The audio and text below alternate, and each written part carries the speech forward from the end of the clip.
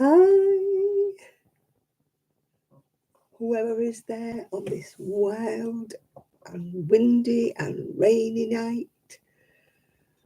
And if you're not here, I don't blame you. You're probably all hunkered down in your bunkers because it's not a nice day. Hi, Nathan. I hope you've wrapped up. A good evening to you, Nan. I was going to call you Nancy again. Norma. Just checking. Hi, Chris. Oh my God, it's awful. It's awful here. Hi, Lizzie. It is terrible. I think the dog's paddling pool's been round the garden about 3 times. The weather is awful, Esther. It is thundering down with rain. It is blowing a gale. Things are blowing up and down the street. People are losing dustbins, fence panels, everything. It's horrible. Oh, dear. Oh, you just messaged me saying where was I? I was probably blown away in the kitchen. Oh, it's awful. It's howling down the chimney. Oh, dear.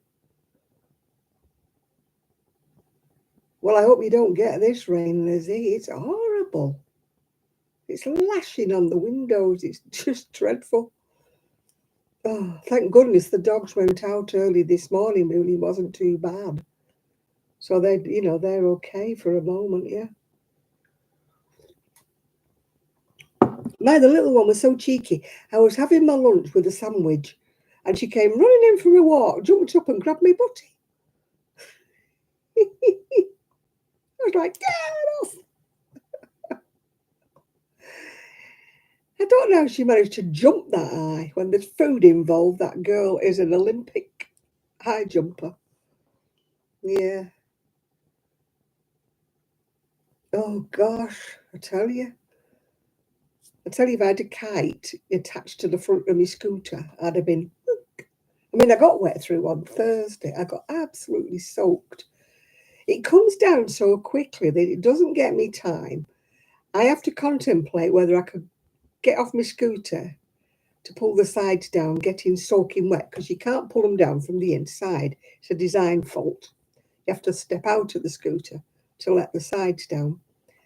So I thought, am I going to get any wetter if I stay inside with my arms like that than I would do if I actually got out and rolled the sides down? So I decided to chance it. So, all one sleeve everywhere. Oh, God, I got wet through.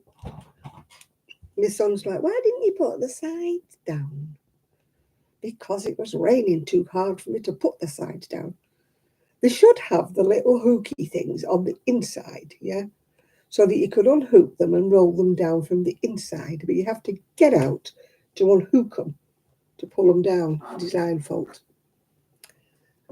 Yeah, if ever they ask me to do a review, I will say it needs a windscreen wiper.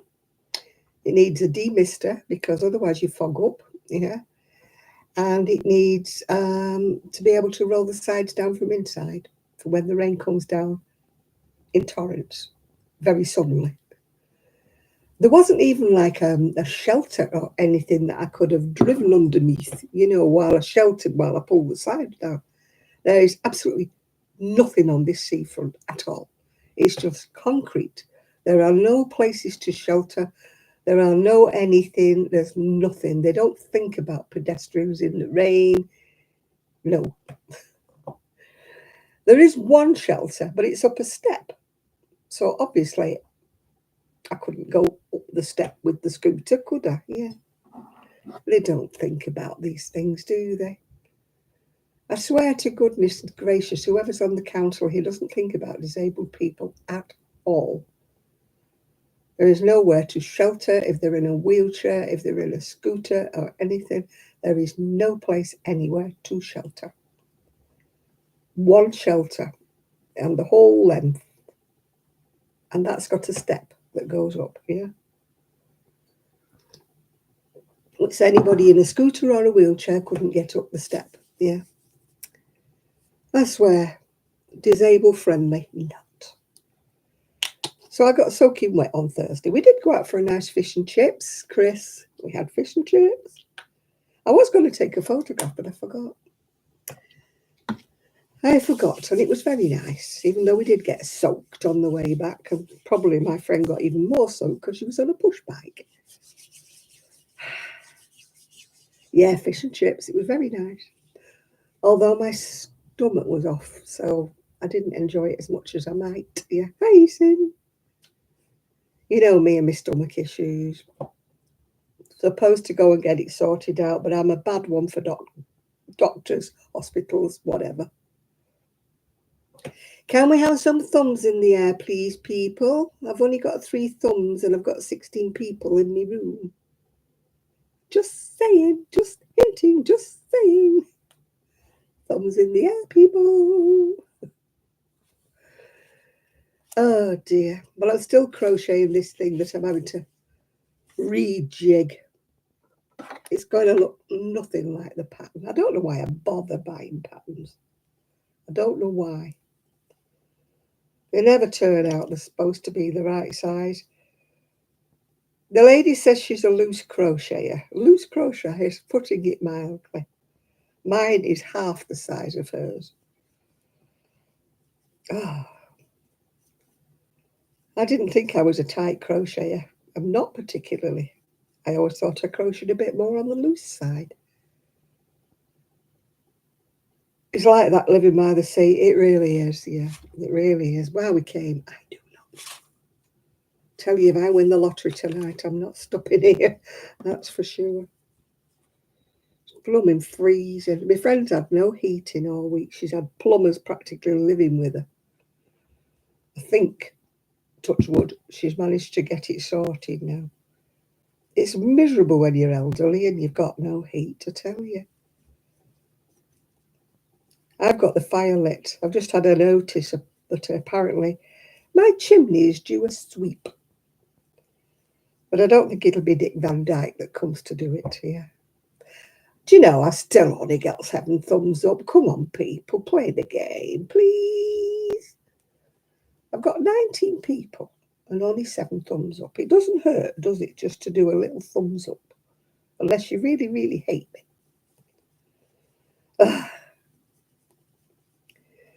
Yeah, I've been watching a lady. She's a lovely lady. She crochets all the stuff that I would like to crochet. She's got 35,000 subscribers. And I'm like, oh, I must be so boring.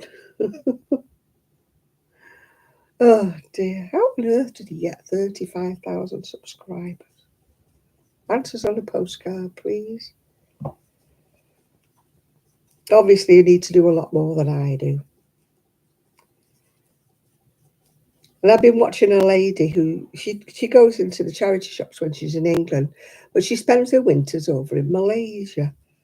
Oh, the stuff she buys in Malaysia for about £2. I need to go to Malaysia for the holidays and come back with 2 huge suitcases full of clothes, obviously. I do. I've treated myself to 2 things from Moonbeams and Mayhem, but I didn't get them for £2, sadly. I'll show them when they arrive. I've got a black velvet skirt coming and what else have I ordered? Oh, some fleecy trousers. Because I'm sick of feeling cold. I've got my fleecy skirt on today from Moonbeams and Mayhem. All in bright colours. I've shown you the inside of it, so it's all got different layers to it, all different colours. It's got green in it, which is why I'm wearing a green top. Yeah, and I've got my beads on, my green purple beads. I always think they look like bunches of grapes, these. Oh dear. I've just ordered some more fingerless gloves. I don't know what I do with my fingerless gloves. I lose them on a great scale. I bought about 6 pairs and I can only find 2, I think. A black and white stripy pair and an orange and black stripy pair. Oh yeah, I love unique things. I love you know, made me boho and stuff. That's why I can never shop in the high street, because they're all bog standard stuff. I was watching a bit of Manchester's had the Chanel show. It's a pity it wasn't on Canal Street, isn't it? Then they could have called it Chanel Street. Yeah. Apparently tweed is the next colour for this year. Tweed. And peach tweed at that. But it was all pretty, very chic, very elegant stuff, but nothing that I would really wear. It was stuff I used to wear when I was in my 20s, you know, straight skirts, jackets, tailored jackets and things. Very, very smart, I might admit, and probably terribly, terribly expensive, but it wasn't my style.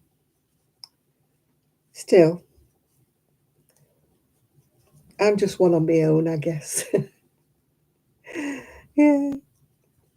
The thick trousers I've ordered have got elastic round the bottom. The other pair do, but I might take the elastic out, actually. I'm not a lover of this elasticated bottoms on trousers. Yeah, and I'm not a fan of what I call those nappy trousers. You know, the ones that R. Kelly used to wear them, you know. They look like you've got a big baggy nappy on underneath. The harem pants, I think they call them, yeah. I don't think they're for my generation. Mm. I don't think I want. They have loads of them and all in Moonbeam and Mayhem, so they must be fashionable, or people wouldn't have them, would they? But they're not my kind of thing. Yeah, I'm still crocheting the purple. I'm on the second front bit. I haven't done anything all week. My hand has been killing me all week. I do hope they send for me very soon, because the hand keeps going dead. This hand keeps going dead. So I hope they send for me very soon before my hand gives up the ghost altogether. It stops me from sleeping. I'm having to hang my hand out of bed and wave it around, and oh, it's very depressing. You know me, I hate being ill.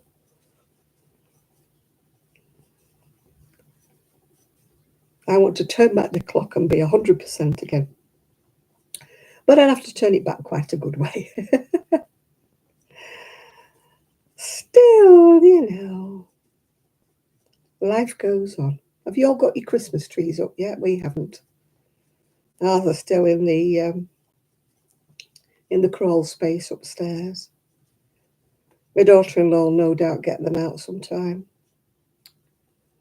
She'll give me the box and the decorations, and I wanted to go across to the shed today, but the weather's been so appalling. Even though it's not that many yards, you know. Yeah, I've got to make a bit of room, actually, and all. Yeah, I've got me plant and me lamp and everything. Yeah, I have to make a bit of room. I've only got a narrow tree. Last year I bought a slim tree because I haven't got room for a big tree. I mean, most places don't now, unless you have a big house. You've not got room for a big spready out tree. I mean, when I was younger and obviously I lived in a bigger house, I used to have a massive tree. Mike's husband used to say, it's touching the ceiling, I can't put the top on. Because I used to say to him, can you put the fairy on the top? And he used to say, I can't reach it, I'll have to get the ladder. Why do you have to buy such a big tree? My cat, or cats, used to love it. They used to climb up the centre of it and peek out at me, knocking the baubles off as they went. They loved my tree. I have a picture somewhere of one of the cats sat to lay underneath it going like that. They used to break, quite a few every year. They used to break them. But I got rid of the big tree. After having real trees, and having to hoover up all the needles, which are, I mean, they're lovely, aren't they? They smell gorgeous, but they're a pain in the backside, aren't they? I remember one year we went across to my friend's house, Christmas Eve it was, and they had a whopping great big Alsatian, yeah. And the Alsatian was getting a little bit giddy, and so were we, because we'd had a couple of, bevies, couple of drinks. And all of a sudden, the dog dashed into the Christmas tree, and the Christmas tree just went woof, and all the needles fell off it. And it was this bare tree with the presents underneath it. Well, we'd had a couple, so we were all laughing our heads off. And she's saying, what am I going to tell the kids in the morning when they wake up? There's no tree. Oh, dear. Well, of course, it was Christmas Eve, so she couldn't nip out and get a fake tree. So I don't know what happened when the kids got up in the morning, whether she left this bald tree with little spikes sticking out on it here and there. It still had all the baubles on it. It was just all the needles that fell off in a heap. And the dog's like, what have I done? What have I done? He just sort of galloped into the tree, that's all I can say. But the tree must have been so dry that the needles just fell off. I mean, nowadays they treat them a bit better, so the needles actually stay on a bit longer, I believe, yeah. Back in the day, the needles used to drop. And of course, if you'd bought the tree about the 6th of December, like I think she had, by the time it got to Christmas Eve, it was bone dry and they all just fell off. I still recall that day. And what made it worse, I was very tiddly and I ran down the steps to go home because she was up in the steps. And she had a lamppost at the bottom and I went smack into the lamppost. So I finished up Christmas Day with a black eye. So it was a great Christmas, that was, yeah. Oh, dear. And my son's coming downstairs. Oh. No, the door's opened. It must be one of the dogs, yeah. Good luck in getting the dogs outside. That's all I will say. I don't think they'll have a wee in this. Well, the wind seems to have calmed down a little. It's not howling. Not howling. I got a new subscriber this week. Only one, but I got one. Very, very welcome she was. Well, I think it was a she. As I say, I don't get many new ones, so I always celebrate when I get one.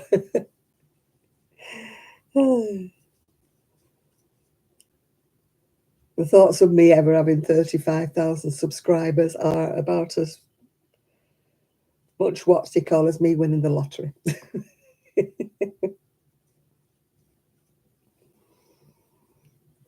I found a memory. You know, you get memories on Facebook. It was from about, I don't know, 4 or 5 years ago.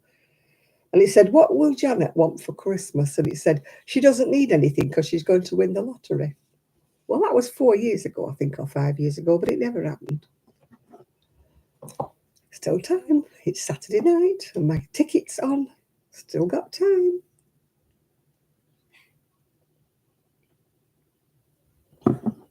All I ever win is free goes. And when I get me free goes, I never win anything.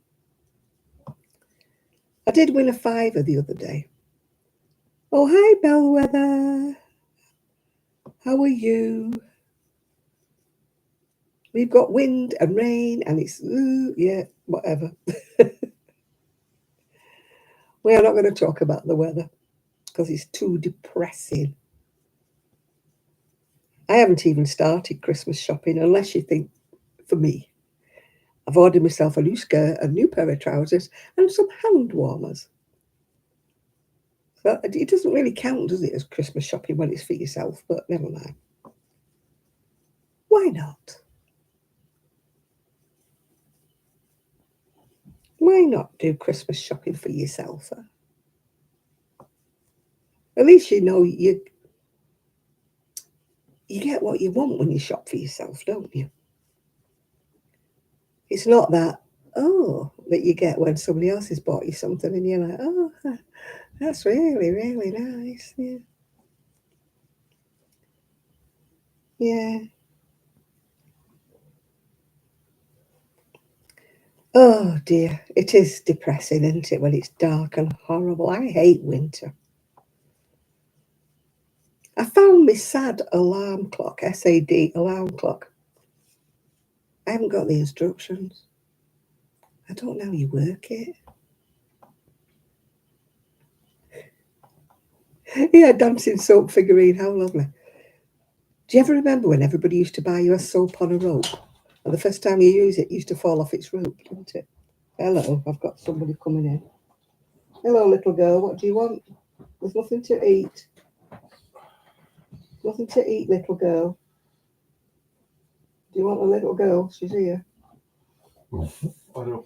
Something's clattering around the garden. I think the paddling pool's on the move again. Come on, Daddy wants you. Daddy wants you. Off you go.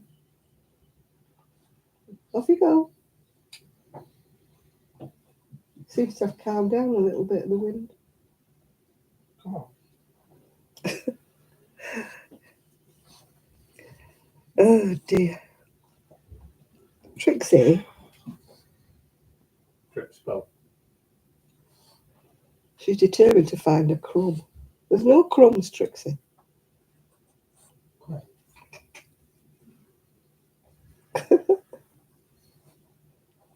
Trixie. Come on. She says, I'm coming in my own sweet time. Come on.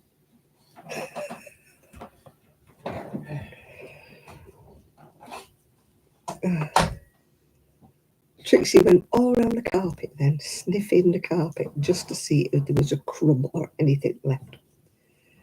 Yeah, soap on the rope, they used to be all the rage, didn't they? And the minute you started using them, they used to fall off the rope, didn't they? And it was always horrible soap, wasn't it? That made you itch. People used to buy things like Mickey Mouse and Minnie Mouse on a string for my son. And they were like coated with like a paint stuff on the outside. And oh, it was horrible stuff. It used to go all over your bath, all bits of black and white and yellow or whatever colour they'd use for Mickey Mouse. Yeah, all of my family seemed to think my son wanted a soap on a rope. Yeah. Or when I was little, I used to get bath cubes. Oh, hello, we've got adverts now. My aunties always used to buy me bath cubes. They're like the forerunner of bath bombs, aren't they? Well, as somebody who has eczema-prone skin, you do not want anything fragrant in your bath. And anyway, I've not got a bath now. So I do hope nobody buys me any bath bombs this year. Yeah. Yeah, I used to get bath cubes. Bath balls, yeah. Yeah, but, oh, embroidered. Oh, yeah, you always got embroidered hankies, didn't you? With your initial on if you were lucky. You remember bath and talcum powder. You always got talcum powder. I can remember being like 7 years of age getting bath cubes and talcum powder. When you'd a far rather had an annual, a comic annual, a book of some description. I mean, what girls of 7 and 8 want bath cubes and talcum powder? And I once got Evening in Paris perfume. I thought, I'm 7. Oh, I didn't get the dish towels till later. No. They came later. My ex-husband once bought me an iron. I said, an iron? For my Christmas present? He said, well, you said you wanted a new one. I said, yeah, but not for my Christmas present. I said, would you like it if I bought you a set of spammers? He said, well, no. I said, exactly. You don't buy your wife an iron. He had no... you drop hints for weeks before. I could do with a new coat, or I could do with a new... Hiya, Shad. I've got what I call my grapes on today. They remind me of grapes, green and purple grapes. That's what this necklace reminds me of. Hi, Asina. Hi, Shard. Yeah, I would drop hints for weeks in advance from, saying to my ex-husband, really do with some winter boots. Or I could really do with a new coat or a new anorak or something like that, yeah. And when it came to be Christmas, you knew you weren't going to get it, yeah. I'd even point out ones in catalogues and pictures. And, oh, look at M&S, they've got some lovely coats here. Look at these coats, aren't they nice? No chance. I don't think he ever listened to a word I said.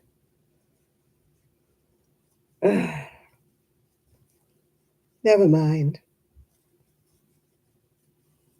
That's why I buy my own things now. If I want a pair of trousers or I want a skirt, I buy my own, yeah. I can't remember which trousers I've ordered. I think they're purple with, they might have reindeer on them. Reindeer on the bottom. If they do, oh God, tell me about it, Bellwether. He never got the hint of anything.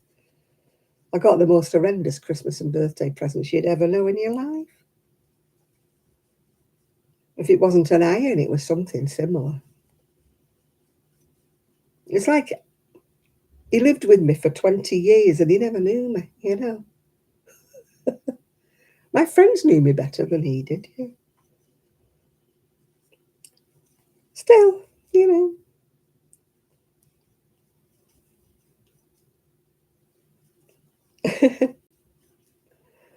if I'd have given him a list, he'd have gone off piste, you know what I mean?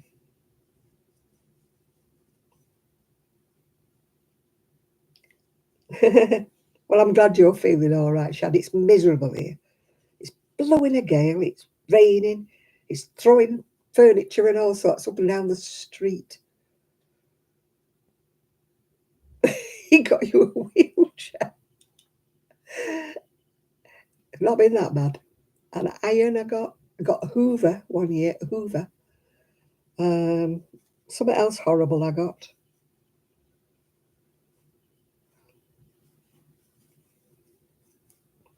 Oh, and he got me some perfume once that I'd mentioned that I hated. You like my green top? It's years old and I ran out of yarn, so it's only got 3/4 sleeves. I had a message once off a lady who said, can you make me one in that green? And I went, no, because I didn't have enough of it to finish off mine.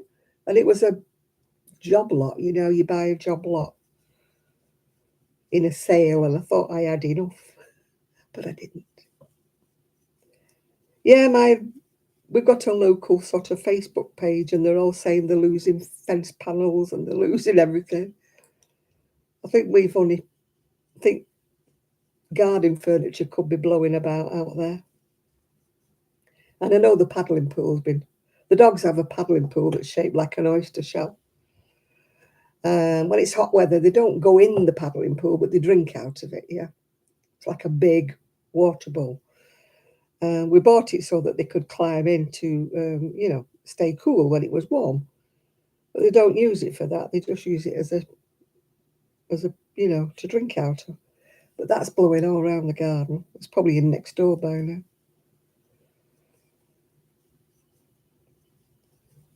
But people are putting on our local thing. There's a piece of fascia board blowing up and down the street. Or anybody lost a fence panel? There's one blowing up this street. Somebody's dustbin is blowing up our street. So I think it's, a bit breezy by the sea. We are a little bit more sheltered here because we're side on to the sea. We don't actually face the sea like some people do. We're side on. We get it on the side of the house. Where the back door is. Yeah, we get it on there, yeah. Come on, people, thumbs in the air, please. I'm missing quite a few. I don't beg for much. I don't ask for much. I don't ask you for money. I don't ask you to dip into your purses. All I ask you to do is give me a thumbs up.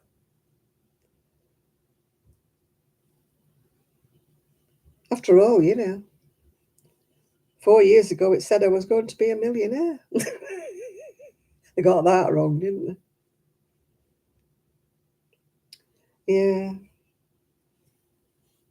I love it when my horoscope said you're going to come into money. Does that mean I'm going to find sixpence in the street? Yeah. 5p.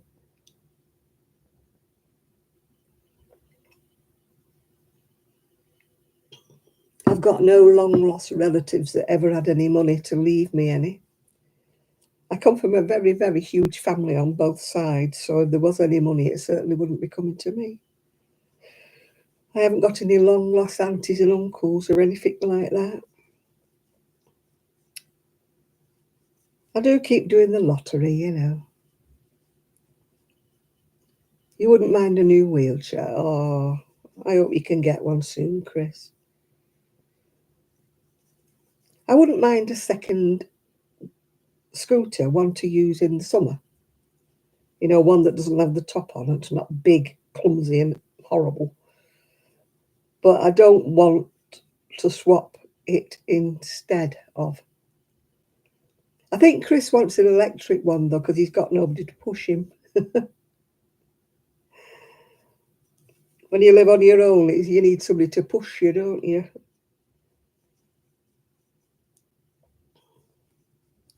Yeah, I would like a summer scooter and my winter scooter, two. But I don't get the choice of having two. I'd have to buy the other one myself. I've got the little fold-up one, but that's only really good for shopping centres, on the flat on a shopping centre. I could not go down the seafront on that little scooter. I'd have no bones left in my body because it's only tiny, it folds up and it's got no suspension at all. So it would be definitely, oh, they've opened up the seafront. So I can get down to Cleveland's when the weather improves. I'm not going in this weather. That is for sure. So I might be able to get down to M&S. Yeah. All the knit clubs are stopping now because of the bad weather. So I've got one more day to myself. I've got a Wednesday now. Wednesdays to myself. I won't be going out on a Wednesday anymore. Yeah.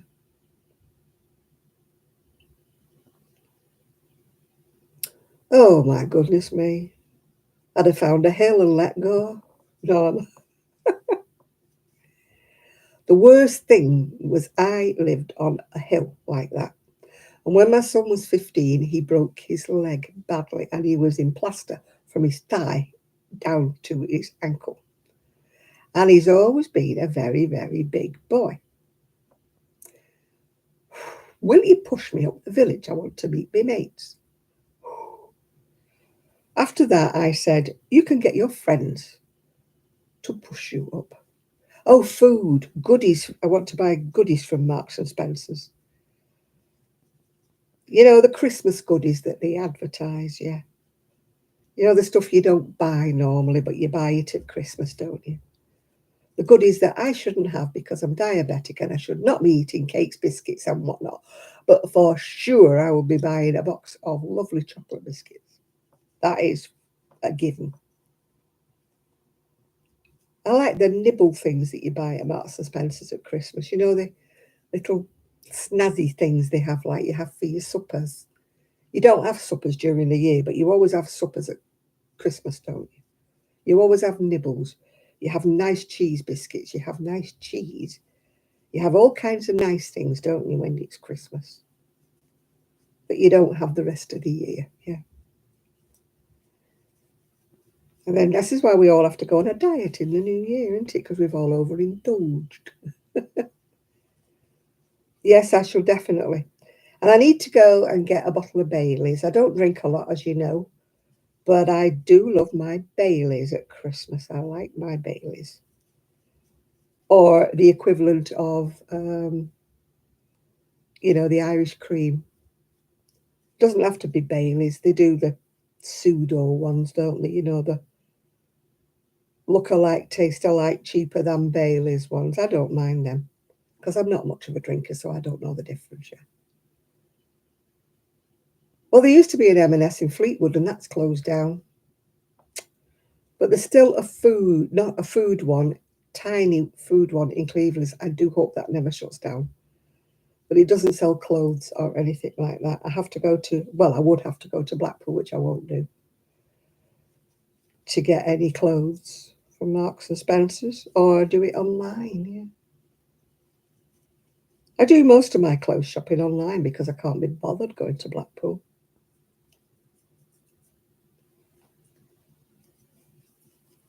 You know, it's such a fast. If I was closer to the bus stop or closer to the tram, I might do it, but I have to take my folding scooter and trundle my way up to the tram. And it's further than you think when you're on a bumpy scooter. It's further than you think. It doesn't seem that far when you're in a car, but when you're on a bumpy scooter, it's a long way. Plus the fact there's never any dips in the pavement, so you have to go down people's drives. And there's a lady at Knit Club, she's bought herself a scooter, and she said, "Is there a map anywhere that tells you where the dip pavements are?" I said, "I wish."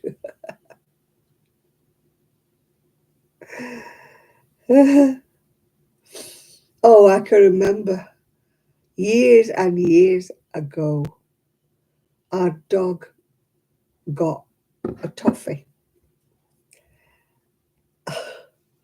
and it was stuck to his teeth and he wouldn't let us take it out of his mouth. I don't know where he got this toffee from. He would, for hours, it was stuck all over his teeth. It was stuck everywhere. Would he let us take it out of his mouth? No, he wouldn't. He kept growling every time we went near him. So I don't know where he got the toffee from because nobody had given it to him. Oh, cheeky dog. He'd obviously sneaked it from someplace, yeah.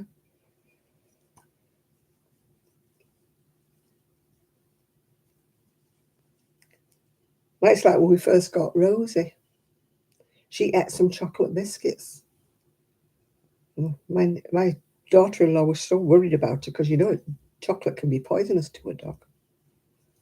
So she rushed her off to the vet.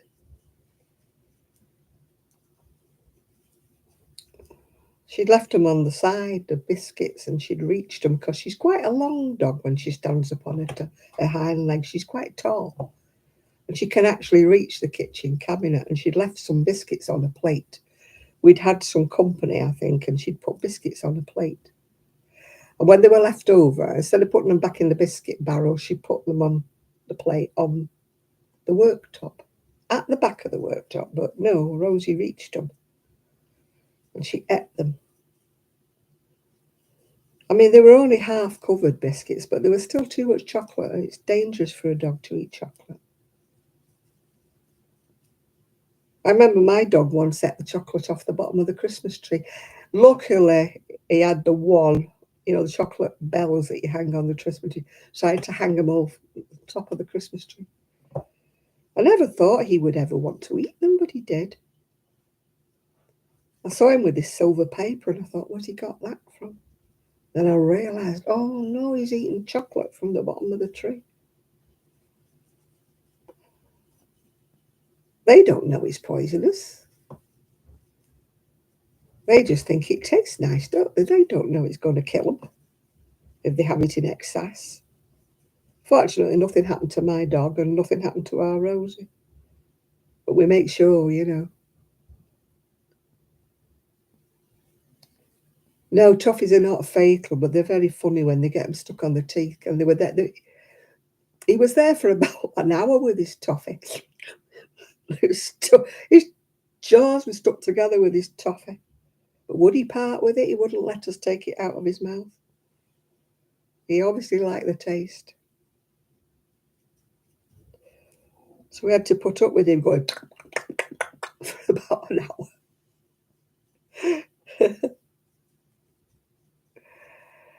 Animals are so funny. And they do such funny tricks.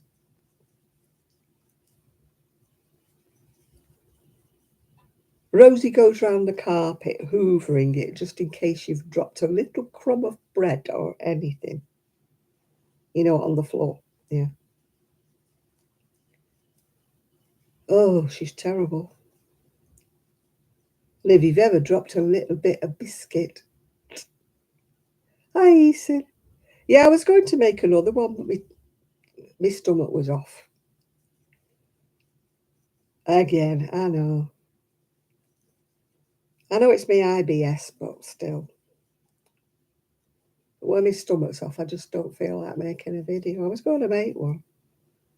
I was going to do one on Friday. Well, I was going to do one Thursday, then I was going to do one on Friday, and I didn't do one at all.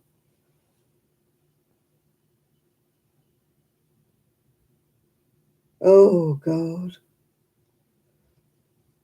I can remember my mum putting some beef that she'd cooked on the unit. She left the back door open, didn't she? When my dad went in, he said, "Where's the beef, Lucy?" And she said, "It's on the top." He said, "It's not." Blooming cat next door, taking it out in the garden, was eating it. Pinched my dad's Sunday dinner. Oh, hey, an ordinary chair that doesn't go up and down stairs costs thousands and thousands of dollars. I wouldn't mind a scooter that went up and down the curb. Oh, the poor dog having to sleep in the shed. Oh, he slept with it, all right. So he was in the doghouse as well, was he? Oh, dear. Dogs will eat things. Cats will eat things they shouldn't.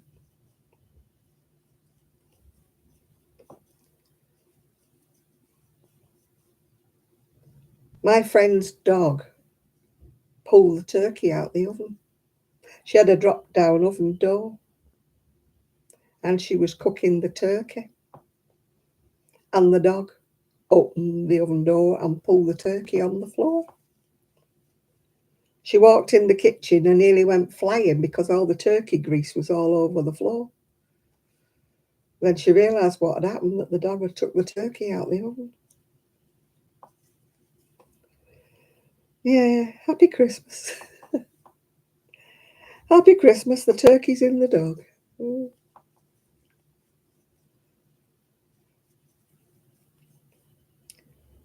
You have child locks, don't you, for kids? You need child locks for dogs, don't you? Because they're monkeys' uncles for opening doors. I'm surprised ours haven't learnt to open the door where the dog food is. But the dog food's in a plastic container, because we had a mouse one time, so we don't leave anything around that attracts mice. We have the dog food, like the dry dog food, in a container with a top on, so if the dogs did manage to open the cupboard, they wouldn't be able to get anything. 1, 2, 3, 4, 5, 6, 7, 8, 9, 10, 11, 12, 13, 14, 15, 16, 17. That was a good guess. I've only got to do one more. Then I have got the problem of I can't follow the pattern again, because I've got more shells than what the pattern does.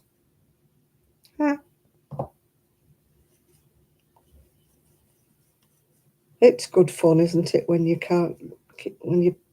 don't work out to.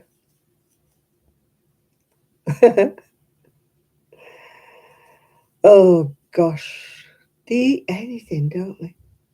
Our dogs love apples.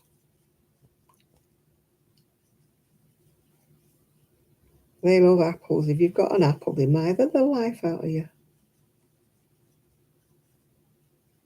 They do love an apple. So I've got to figure out with this pattern. I love it when you pay £8 for a pattern and then you have to rearrange it all. I don't know why I bother. I should have just blown the picture up and done my own thing.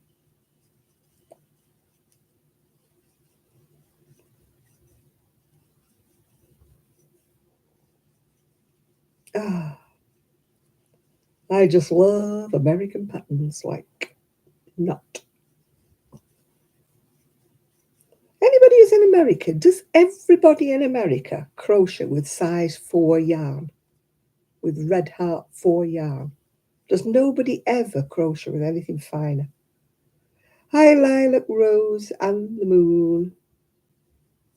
Because all the patterns I seem to like are always done in the equivalent of red heart, which is thick, chunky to me. I can never ever find a pattern that's not in that. Unless it's somebody like Kristen Omdahl who crochets in thin, this looks like sewing thread. She crochets in thin, Christine Omdahl. She doesn't use... It means it's awkward for me because I don't want Aran, which is thicker than. Because to me, I don't want a chunky jacket unless it's an external jacket I'm going to walk out in. I want, if it's in the house jacket, I want double knitting, which is 3 weight, and nobody ever does it. So I'm having to faff about with every flipping pattern I buy. Yeah, it's... Why? Why does everybody crochet in a size 4 yarn?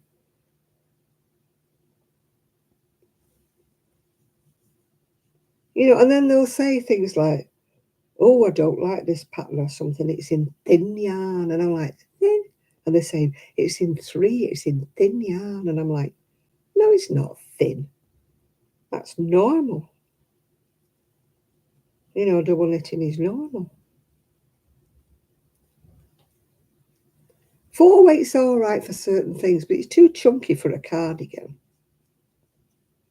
It's like heavyweight, isn't it? I mean, do you wear a 4 weight in the house? I mean, America's supposed to be warmer, isn't it, than us? So do you actually wear a 4 weight in the house? I mean, this is really thick to me. I think this was an Aran, yeah. Yeah, well, all the patterns I buy are 4 weight. This wasn't supposed to be 4 weight. This was supposed to be... See, I don't understand what sport weight is. I've no idea what sport weight is. This one was supposed to be...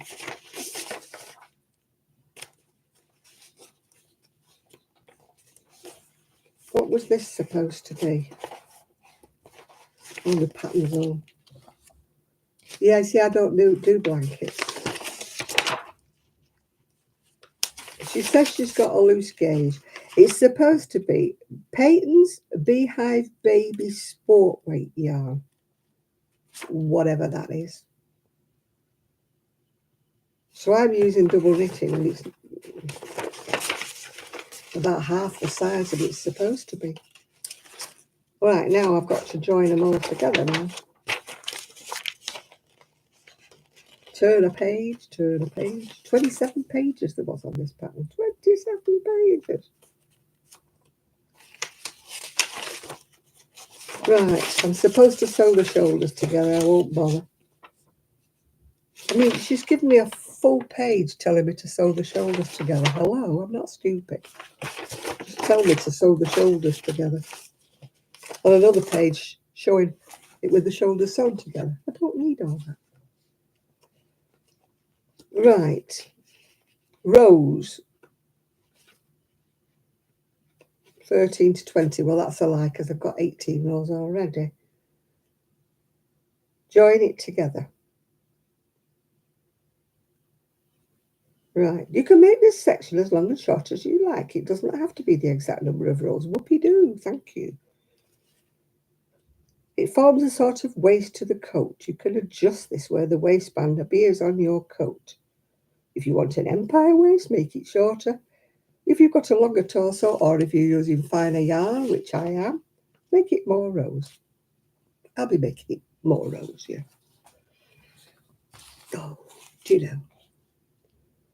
Oh, good. I don't blame you, Chris. When I get under that shower, I don't want to get out. It's nice and warm, isn't it? You think, oh, how lovely.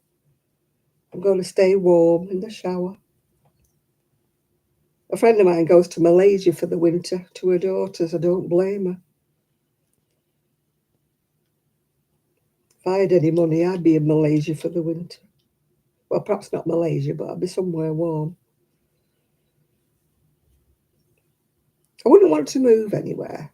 You know, my son said, oh, we could go to Spain. I wouldn't want to move anywhere. Not permanently, anyway. But I wouldn't mind a holiday home where you could nip off, you know, when the weather got a bit bad, you could think, oh, had enough of this weather. I'm going to nip off to wherever. Oh, I'd be in Skiathos, you're right, I would. Although the weather's a bit iffy when it's raining in Skiathos. Yeah, I'll be in Spain come March or April, but it will only be for a week, yeah. It won't be to stay. I have no intentions of going to Spain to stay. I love England, it's just the weather's so rubbish. Well, it is round here. If I was in the south, you know, of England, it would be much, much nicer. You know, when they had the heat waves and we never got them, you know. All my friends down south are saying, oh, it's 90 degrees here, it's so hot. And I'm like, oh, really? You know, you're lucky if it gets past 70 up here.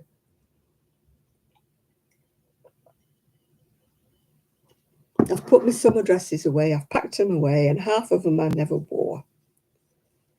You know, the shoulder strappy ones, you know, the strappy ones. They're never warm enough to wear them. You have to wear them with your anorak on, you know.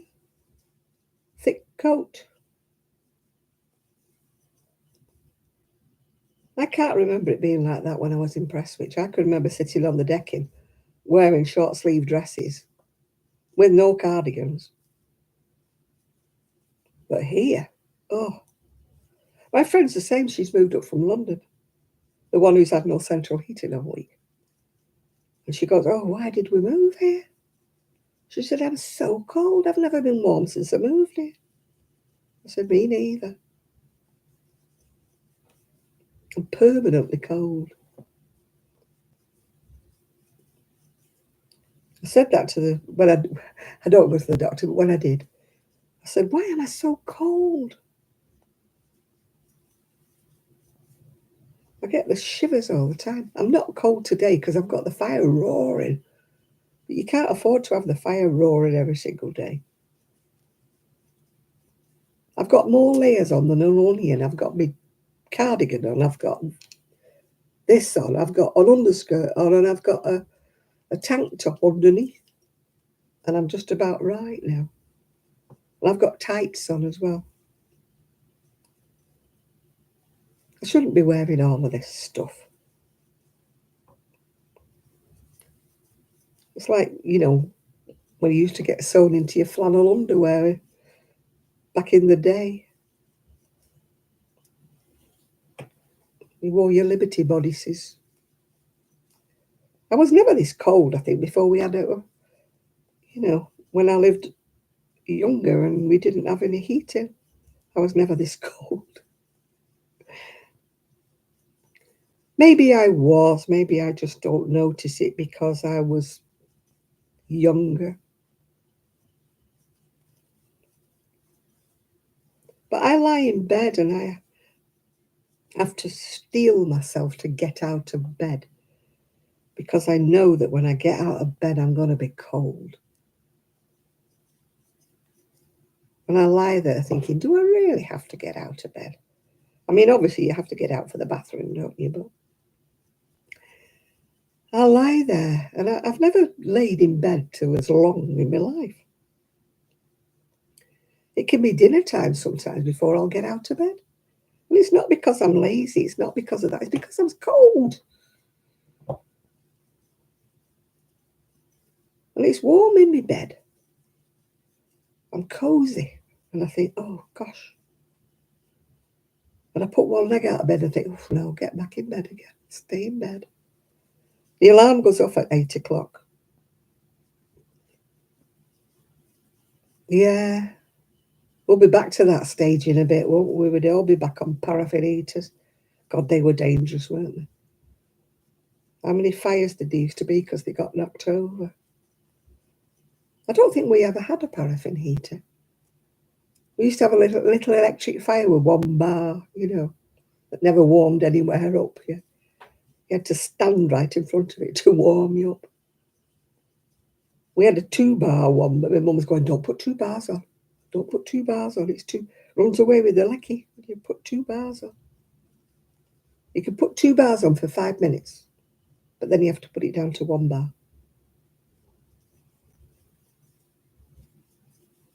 Yeah, because we had a... Oh, I do lie in bed. I do. I lay in bed until dinner time some days eating because I just won't want to get up when it's cold. Unless I've got somewhere to go to. I mean, I go to the knit clubs, yeah, because it's warm there, yeah. Oh, there used to be ice inside of our windows when I lived in a 2 up, 2 down. My dad used to warm pennies in his hand, put them on the window to make 2 little eye holes so I could look out when I was little. And my mum used to say, don't do that, John, you'll crack the window.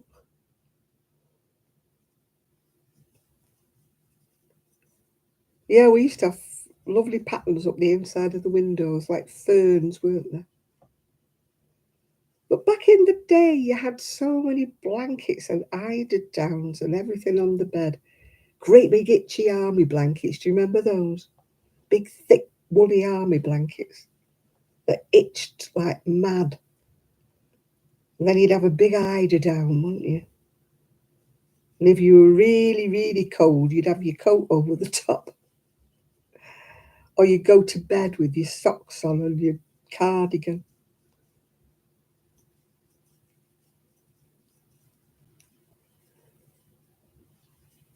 Yeah, we used to have pot bottles that we used to put hot water in, and they were pot stone. And then when they got cold, oh gosh, the blooming bill we had, Bellwether. The bill we had was ridiculous. How they expect you to pay, I don't know. It's just beyond a joke in the UK that the electric and the gas and everything's gone up so much that people cannot afford to put the heating on. I mean, we're not poor by any stretch of the imagination, but you're scared to death of the bill. I feel so sorry for the elderly, that feel the cold more than I do. How are they supposed to heat the house on the pension? I don't know. Something's got to give, they can't keep on like this, killing everybody off.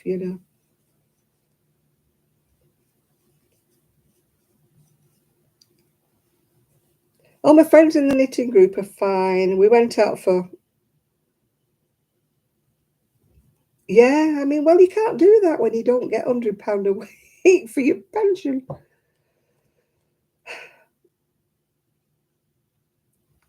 Yeah, I've seen that, yeah. Our dogs have probably knocked the flower pots over. Yeah, I do feel so sorry for people. I mean, I'm lucky in the fact that I share, like, the heating with the family, I mean, I feel so sorry for anybody on a fixed income like a pensioner who cannot afford. I mean, we get £151 a week, Munchkin, so how the heck could we pay £100 a week for heating?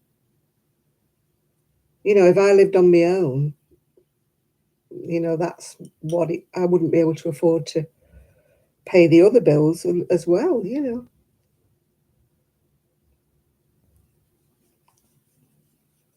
I just feel so sorry for the elderly. It's no wonder they die of hypothermia.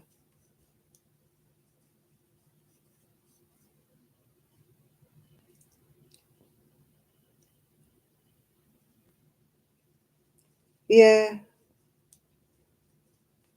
Well, my husband took his pension with him, so he made sure I didn't get any of his. But that's another story for another time. And if I start going on about it, they say I'm bitter and twisted. Yeah. Yeah, it is. I mean, for some of the elderly, it's a question of food or warmth. They can't afford both. And it's a desperate situation. We shouldn't be in that. It's back to the dark ages. It's back to the time where, you know, people really had got nothing and nothing at all. We're back to that, and we shouldn't be in that state in this time. It's like they begrudge the pensioners anything at all.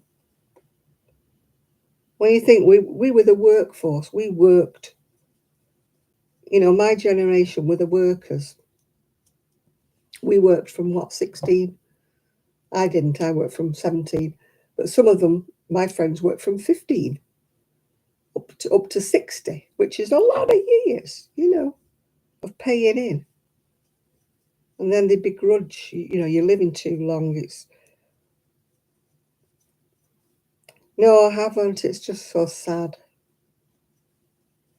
They say we're only 3 paychecks away from being homeless, don't they?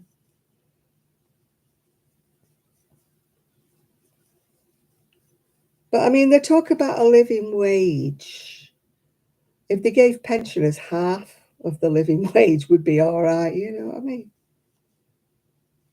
I don't know what the living wage is when they work it out for a pensioner. It's probably about 3p an hour.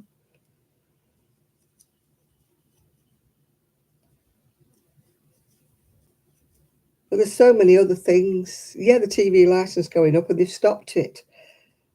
I shouldn't be paying it at 75. I was supposed to get it free, but guess what? As soon as I got to 75, they stopped it. I had to pay. And I don't think. Yeah, it's everybody lives into it. It's just ridiculous in this world that you know, people are back to the dark age situations where they can't afford to pay rent, and they can't. I mean, the rent going up, I believe. I mean, fortunately, touch wood, I don't have a mortgage and I don't have a rent. I mean, I don't know how I would manage if I did. I've got the council tax to pay, and, you know, the gas, the electric, and I don't have a telephone anymore, not a house telephone, and I don't have Sky Telly like some people do. I live quite frugally, really, apart from my little indulgences when I buy myself some clothes every now and again. But, you know, by and large, I mean, I haven't been on holiday for, well, I went to Prestwich, you don't count that as a holiday, and I went on a spa trip for 3 days, but that's not really a holiday. But I haven't been on an actual holiday for 15 years. You know, so it's not as if I'm actually the last of the big spenders, is it? Eh, never mind. At least I've got a roof over my head. And I've got a bed I can curl up and get warm in. I'm not on the street, am I? Could be a lot worse. You got to count your blessings in some ways, haven't you?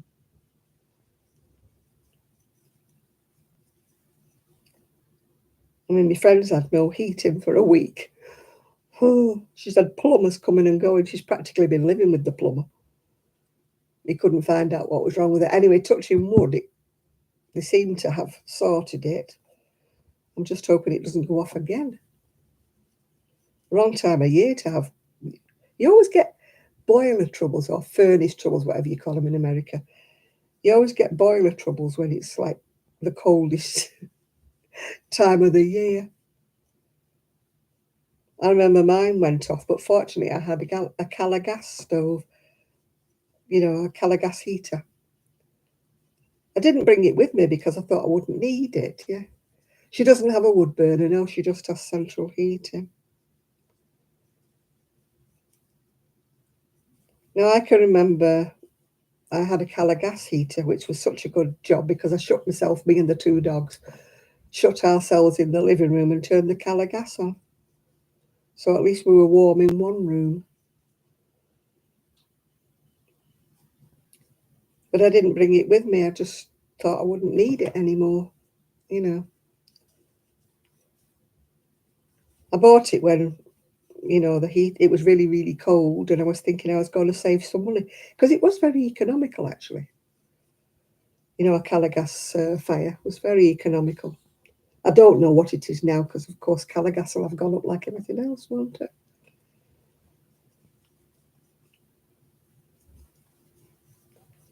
But we used to have them in the shop. You know, that was the heating we had in the shop, 2 Caligas burners. Used to warm the shop up lovely. Because obviously there was no central heating in the shop.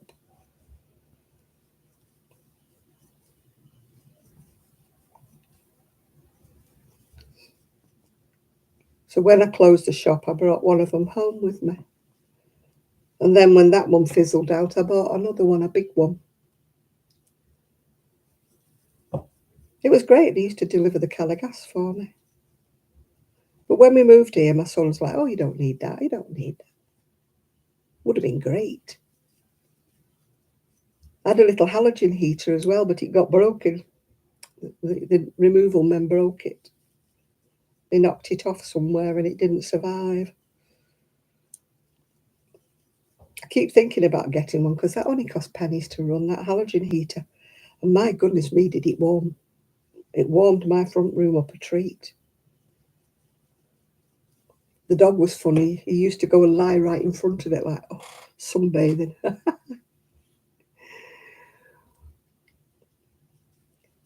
Gigi, oh, little Gigi, he loved to be warm. He loved it when I used to cuddle him up inside a shawl, wrap him up and cuddle him up. He used to come inside my shawl, like I used to wrap him round and he'd have his little head down. He loved to be warm, that dog. He did not like the cold at all. I used to always be nursing him. I used to do my lives, if you remember, with him wrapped in a blanket around my chest. And every now and again he'd pop his little head up and people would say, oh, hello, Gigi. Didn't know you were there.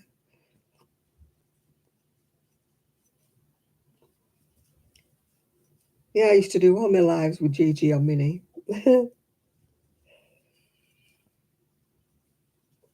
Some people have a cat, some people have Gigi. When I sit on my recliner, I have to have the French Bulldog behind me. She likes to sit wedged between the cushion at the back and me. That's her comfy spot. She only does that, of course, when they're not in. When they're in, she's upstairs with them. But she likes to be warm. She stretches out in front of the log burner like she's sunbathing. Oh, hey, I'm getting old. I'm creaking. I don't know about you lot, but I'm creaking. But as they say, a creaking gate lasts the longest. That's what my dad used to say. You know, people who are always complaining about their health, like, you know, he said they're the ones who live till they're 90. He said a creaking gate always lasts the longest. So as long as I'm creaking, I know I'm alive. I wake up some mornings and I'm not in pain and I think, am I dead? Am I dead? I'm still here. How's my niece? She's given up house hunting until the new year now. She did have somebody coming to view her house on Thursday, but I don't know whether or not. I haven't heard back from her.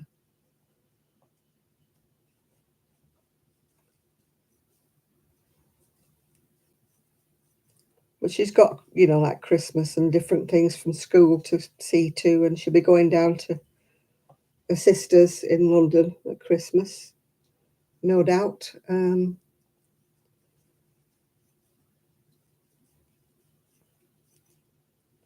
So I don't know. I presume she'll be going to see her mother and her sister over Christmas sometime. Whether she goes down on her own, I don't know. Whether her husband goes with her, I don't know. Because he likes to go to his mum's.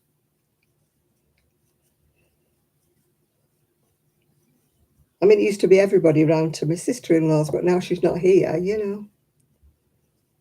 Because my daughter-in-law said to me, you know, last year, would I be going? And I said, well, no, not really, because Everybody's going down to London.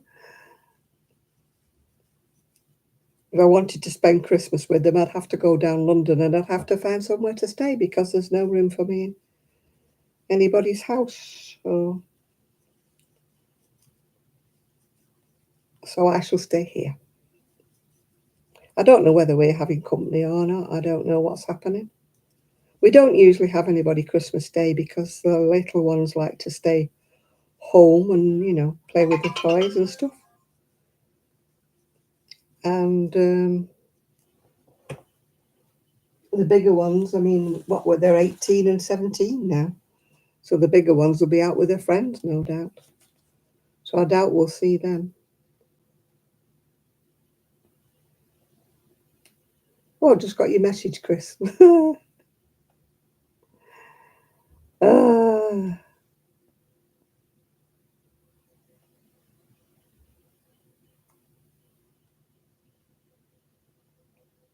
my old street, they're just welcoming somebody.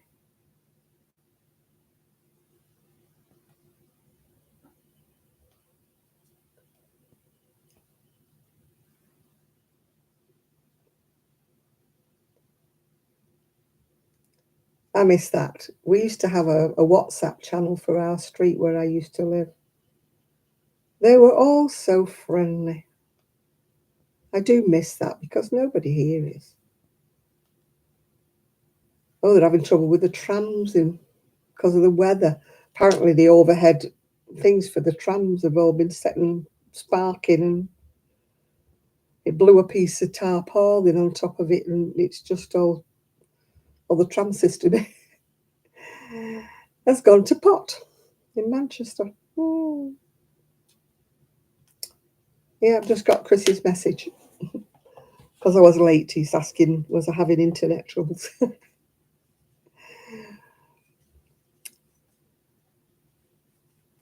It kept telling me yesterday that I had no SIM card in my phone.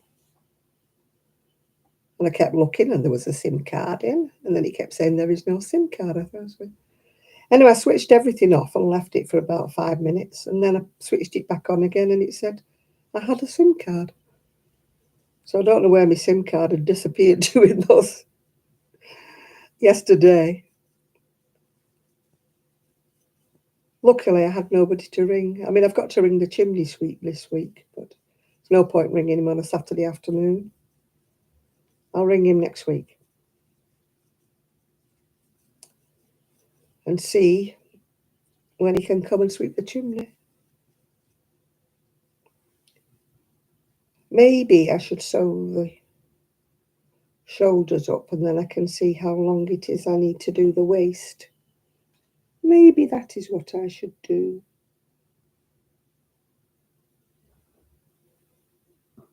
Have I got a needle? Have I? Heck.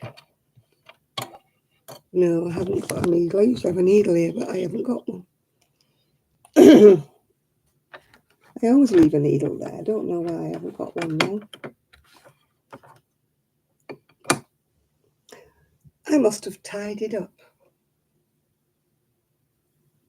I shall have to go on without.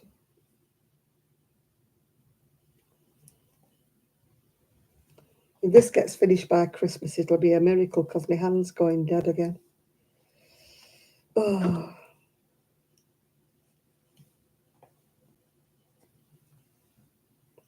I hope it doesn't go dead when I've had the operation because he said there was no guarantee that they could revive the nerve endings to my fingers.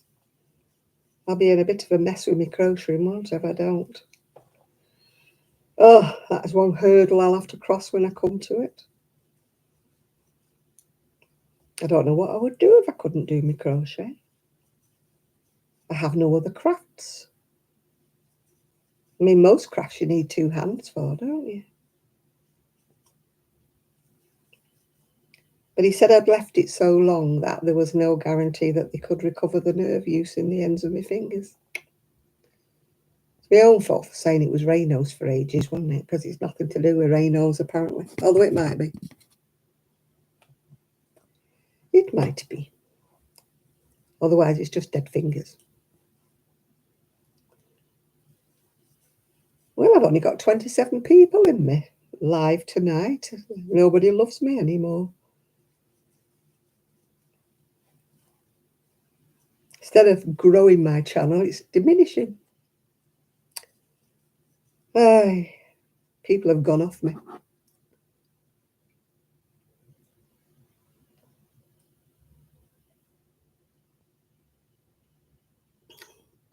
I must be boring.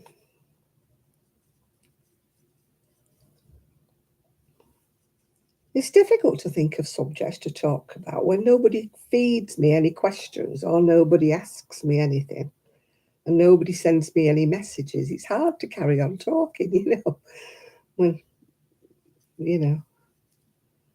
apart from when people come in and say, hello, how are you, or something like that. But when nobody talks to me, it's very difficult to keep up a one-sided conversation, It's not so bad when I'm not doing a live because I know that I'm talking to myself, and I think of like things to talk to you about then.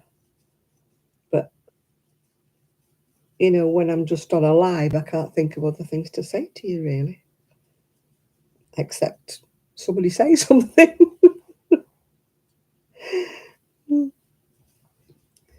You're just all going about your business, doing what you've got to do, doing your cooking or doing your whatever. And then, probably I'm wittering away in the background somewhere. But I run out of things to say. I really do.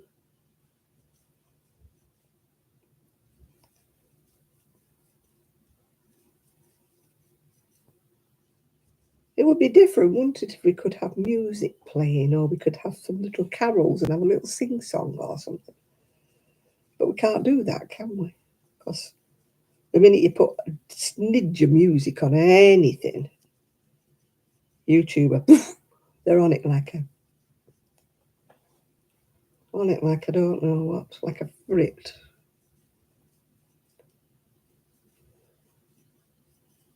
Some people play snatches of music. I don't know how they get away with it. They don't seem to get. I got a Facebook ban for an hour the other day. I don't know what I'd done. I hadn't done anything. I was just sat there reading things. I wasn't even typing anything. And it said, you have violated such a thing. And I thought, what? I'm not doing anything. I was just sat reading and putting likes on things, or, you can't exactly liking a comment being controversial, can you, I wasn't passing any comments, and it suddenly said, you don't have authority or something to do that kind of an action. And I'm thinking, I'm not doing any kind of action. What's it talking about? And it said, you have a Facebook ban for an hour. Fair enough, right? I'll just do something else for an hour then. I still don't know what I've done. They never tell you.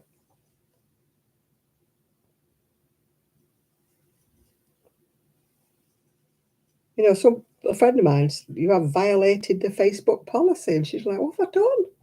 Tell me. They don't tell you. They don't say, oh, because you've posted something or other you shouldn't have done. They are weird. But YouTube's the same.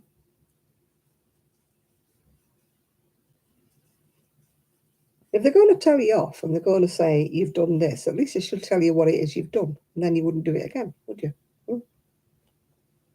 But if you're in a complete sort of fog as to what you've actually said or done wrong, it's kind of like if you do it again, you'll get banned or you'll get your videos removed or whatever. And you're like, what have I done? What have I done? Tell me what I've done.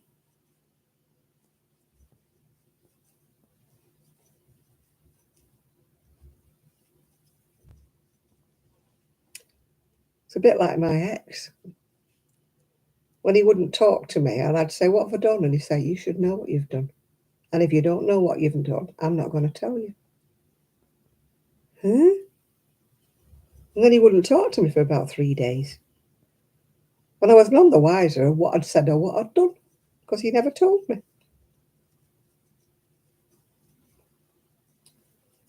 Maybe he works for YouTube now, or Facebook. Maybe he does.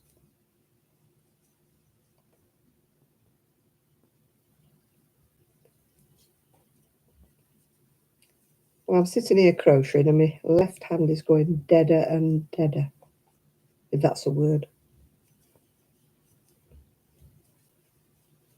I'm losing sensation in my left hand, which isn't fun. Hiya, Val, talk to me. Nobody's talking to me. I'm like billing all mates over here. Have you got all your dustbins in a row? The dog's paddling pool's been round the garden about 3 times. People are having fence posts blown over. I think we've still got our fence posts. It's a little bit wild and woolly out there. Although it does seem to have calmed down. I can't hear it at the minute.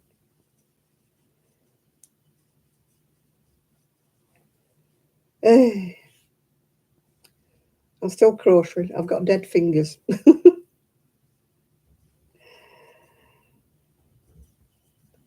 Have you been for the x-ray on Eric's toe yet?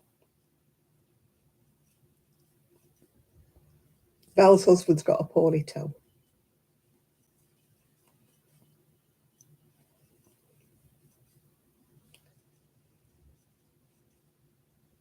My friend's finally got her heating sorted out, touch wood. She's had heating yesterday and today, touch wood.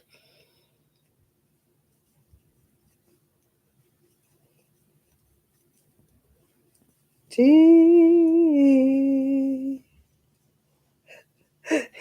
got a bucket. I think we've got a bucket. We've got like an oyster shell paddling pool thing that we got for the dogs in the summer. Not that they went in it; they just used it as a giant water bowl. Anyway, obviously it's emptied of water, but it's flying around the backyard somewhere. It's done 2 laps of the backyard, I think. He's been to the x-ray, has he? They never tell you though, do they? You can fill us in on Monday, when I see you on Monday.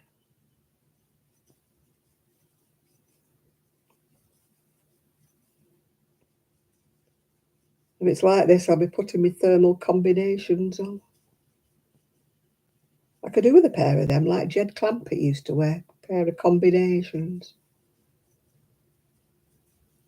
You'd have to have a button flap at the back, though, wouldn't you, for bathroom trips, yeah?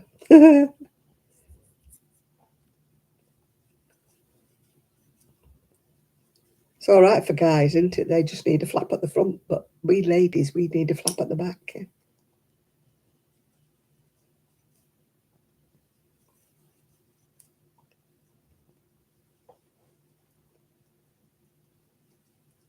Yeah, I've got my tights on.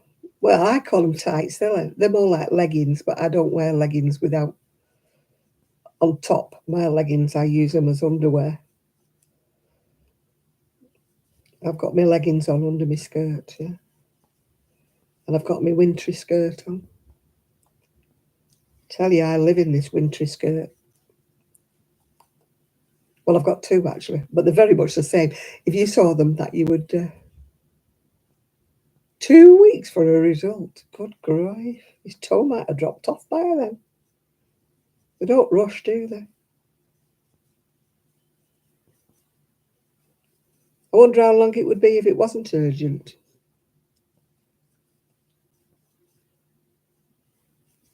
My son's not got the results of his knee x-ray. He had that done about 2 weeks ago. I don't think they've told him the results of it yet. He had his knee and his hip x-rayed. I know what it'll be. It'll be arthritis. Antibiotics. That's the standard thing, isn't it? Take these antibiotics. They've given Arian painkillers that he can't take.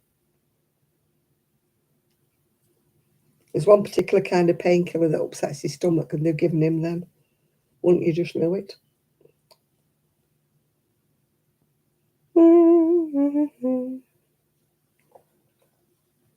Yeah, I do need to sew the shoulders up, don't I? 8 a day for a week.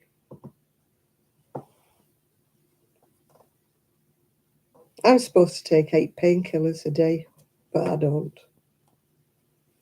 Right, I've got to sew the top of that up, because that's like my armhole.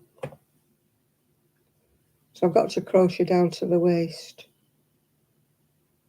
So I really need to sew the shoulders up, which it did say sew the shoulders up, but of course Janet didn't, did she? It does help to gauge, doesn't it, what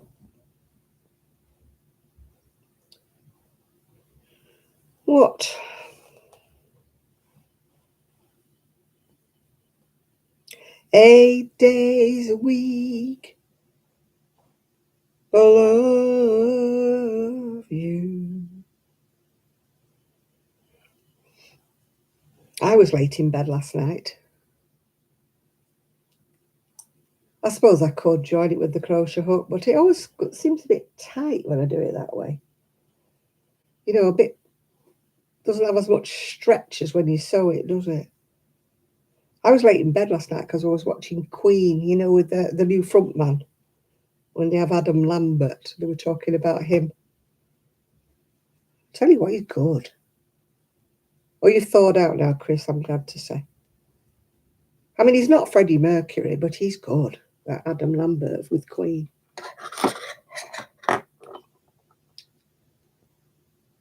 He can hit the vocal. No, I mean, Freddie Mercury had a tremendous vocal range, didn't he? Hey, stop peeking at him. Stop peeking. You're not supposed to look at Chris in the shower. Hey, what about poor Kaz? She's got COVID. Kaz has got COVID. So I don't think she'll be on tonight. At least she won't be at work, will she?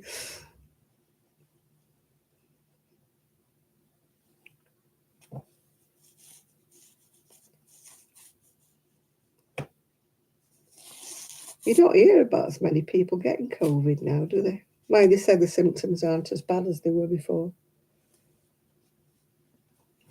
I won't have my COVID injection now. There is no way I'm having that blowing COVID injection again. It gave me a cough and I'm not having another. Right, I need to get up for a second or two to find my needles if I can get my feet out of the wool. Oh. You can see all my layers. That's my woolly skirt I've got on. My woolly skirt. It has got green in it. That's why I'm wearing green. I know it looks a bit blue, but it has got some green in it. Oh.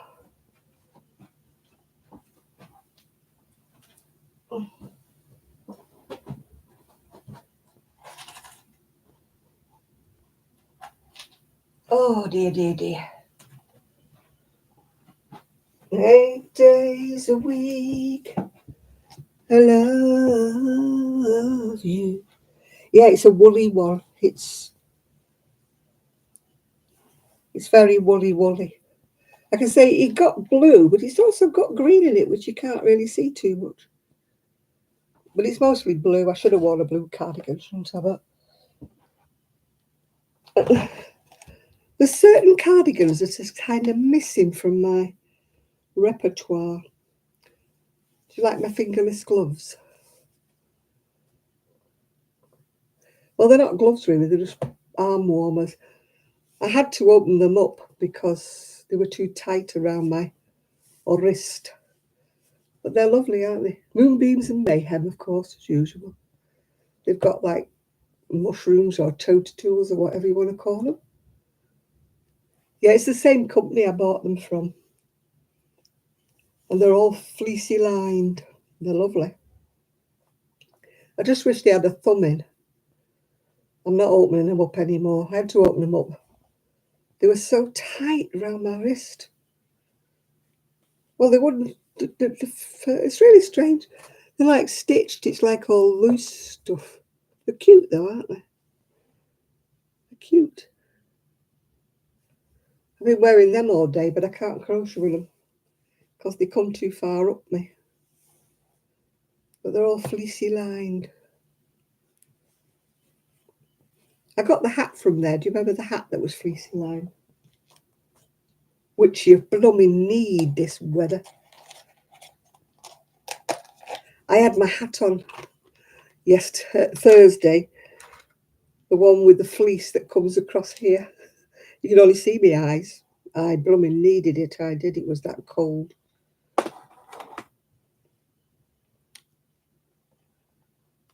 I've ordered some more. I think I told you before. I've ordered some more arm warmers.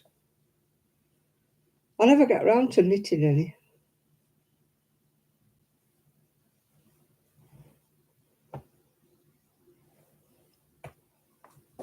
I lose them that much that, I begrudge knitting them, especially in decent wool.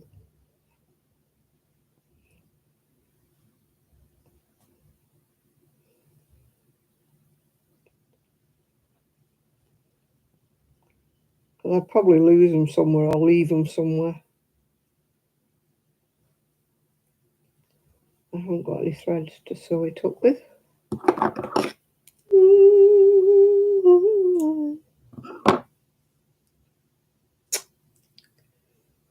I am the world's worst stitcher-upper. When I said I was bringing my sewing machine in the shed, somebody asked me, was I going to start sewing anything?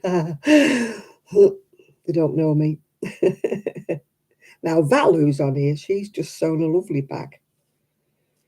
I do not have that kind of expertise. I sew up splits in pillowcases and hems on skirts. That's the extent of my sewing these days. I used to sew all sorts of things when I was younger. But sewing makes such a mess, doesn't it? You know, all the bits you cut out and pins everywhere and stuff. I've given that up. It was a bad job. I shall just stick to repair jobs. I know I can do that. And Dolly's house curtains. I might manage them. They're only about 2 before. So I might manage Dolly's house curtains. I need to bring my Dolly's house in actually from the shed. But that's another day when it's not raining and it's not horrible and whatever.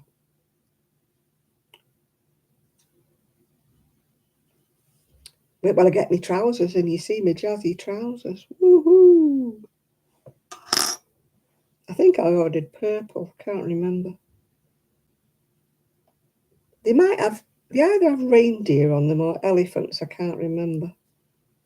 I hope it was elephants because reindeer are going to look a bit silly when it gets after Christmas, aren't they? But I don't care. Oh yeah, it'll be on my desk right by the window. Not that I'm any good at sewing, but at least I'll be able to see what I'm sewing up.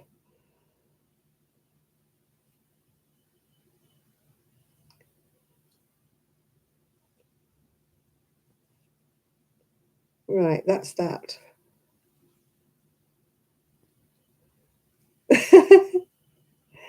Hey, my mum used to put elastic, Val. You let go of your mitten and it used to go ba-doing. I don't know why she put them on elastic, but she used to put them on elastic, my mittens. Not on a string. I did that with Arian once, put them on a string. He went mad. They're all laughing at me at school because you put my mittens on a string. He used to clean all the garden walls as he was going along in his pram with his mittens. I was the only woman who used to have to scrub baby mittens.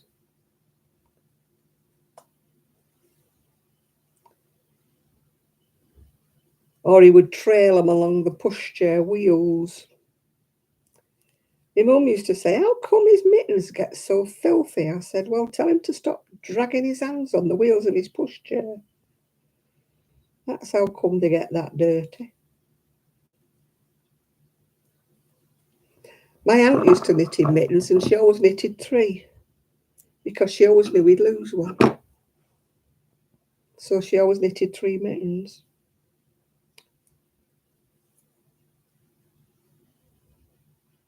So that when we lost one, we had another one. Because with babies, there's not really a left or a right mitten, is there?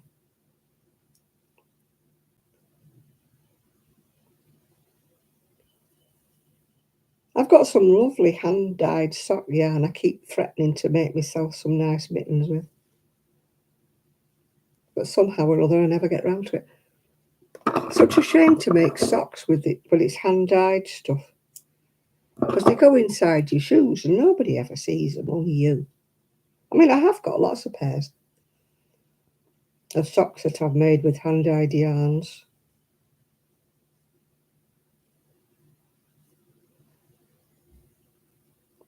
I think I should make mittens.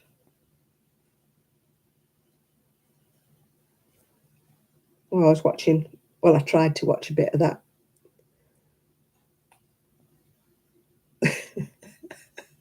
I'll tell you to shut up then, Esther.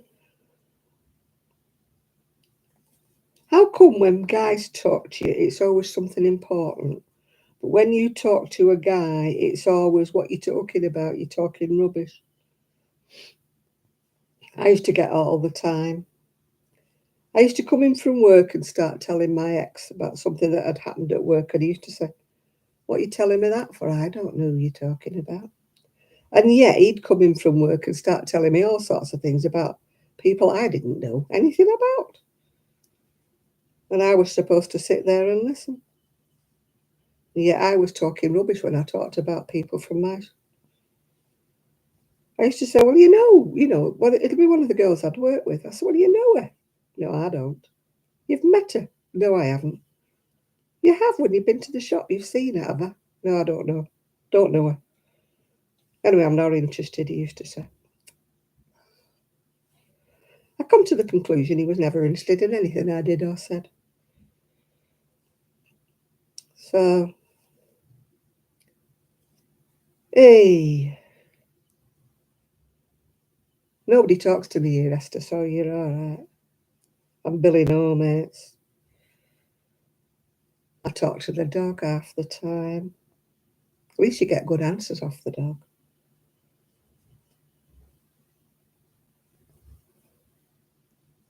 I talk to the trees, but they don't listen to me. I think I've spent half my life being ignored when I think about it. It's no wonder I grew up with a complex, is it? Oh dear. Well, that doesn't look right.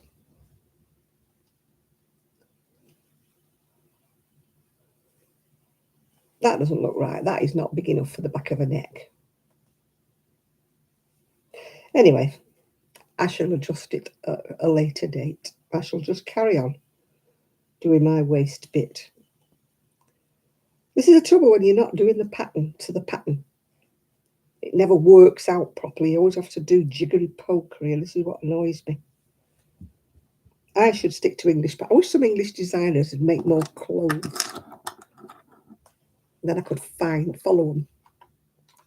But I want to the English designers now, because they're only young. They've learned to crochet American way. But that isn't the problem, really. The thing is, at least they use double knit. At least they use double knit. Oh no, my marriage was doomed to failure from the start. I knew that walking down the aisle.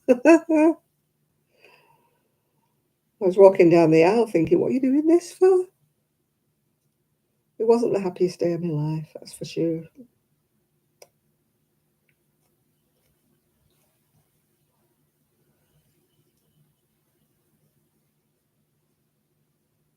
Where's Esther gone? I don't know. She must have written something and then retracted it.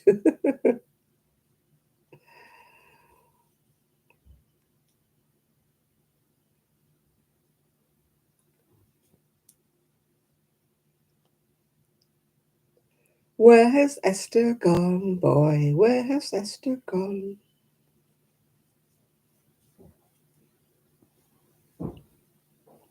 Ooh, Hobdale boots are walking across the landing again.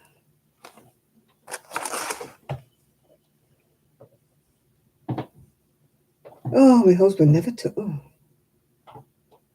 he never spoke to me anyway. Not much. He was never in, let's face it. He was never in to talk to me.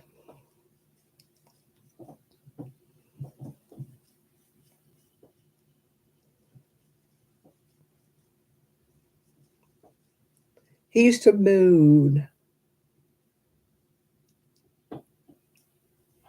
Well, I don't have anybody to talk to me, so at least you're lucky you've got somebody to talk to, Esther. I'm like Billy No Mates here. I've got used to it over the years. Although I did used to have more people talk to me, like over, the messenger at one time. But since I've moved here, it's sort of like I've moved out of sight and sound, I don't get people talking to me the same. And I used to go on Zooms.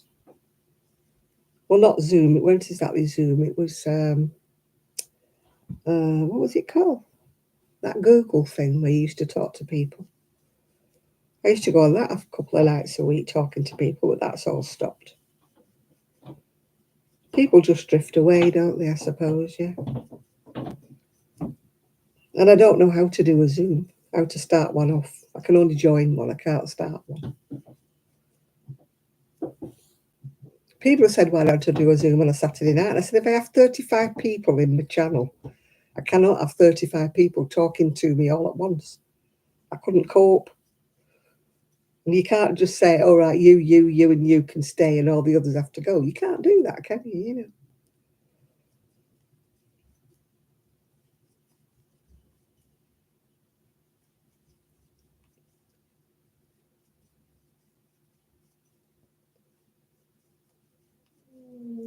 It seems a bit sort of mean, like having a Zoom call and just inviting, say, 6 people or 8 people, which is enough for a Zoom call, trust me. So it's like, who do you pick and who do you leave out, You can't kind of do that, can you? Well, I can't anyway. If I join other people's, it means that somebody else has asked other people to join and I'm just joining in with them. So that's okay. But for me to do it, who would I ask and who would I leave out? It's just kind of, that's why I don't do it really. And I don't do lives in the week because I run out of things to say, to be quite truthful. Some Saturday nights I can chat, and other Saturday nights I'm like, stuck for Bobby today, I don't know what to say. Tonight is one of those nights, if you haven't noticed, where I'm like, what do I say next? What do I talk about? We need a topic of conversation here. We do. You're all going away, doing what you're doing, cooking, twittering about, doing your ironing. And poor little me here is thinking of things to say. I'm getting fed up with this now. It's not working out like it's supposed to. I don't know what I'm doing anymore. If this works out in the end, it'll be... What's my plans for next week? Well, Monday, I'm going to the library. Skype. I don't know with Skype, how many people would you have with Skype? You could only invite a few people with Skype. You couldn't have everybody on here on Skype because there'd be 35 people in the room. You can't have 35 people. I don't iron anymore. I bought a steamer, which I'm just going to steam a few wrinkles out if ever I need anything. How would you Skype with 35 people, Chris? It would just be a nightmare. 35 people all talking at once. It'd be like, right, it's your turn to talk now, and it's your turn to talk now. It would be a nightmare. I used to talk over Skype. I used to be a member of it. I used to talk to my friend in Tenerife. Oh, no, I'm not going to the library on Monday. No, that's right. We're going out to dinner. I'm glad you reminded me, Val. We're going out to dinner on Monday. Tuesday, I stay in with the doggies. Wednesday, I'm not sure. Thursday, I've got to go to the hospital with my CPAP machine. And Friday, I'm not sure. We're supposed to be going to try to go to Affinity, which is the local shopping mall. But my friend has been having so much difficulty with her central heating boiler. When is the gift exchange? It was on Wednesday. It's gone. It's gone last week, Lizzie. It was last week. What did I get? I got a necklace. It's somewhere around. And a candle holder. I'll probably show it on one of my videos when I'm doing the next video. It's somewhere around. It's in a bag somewhere.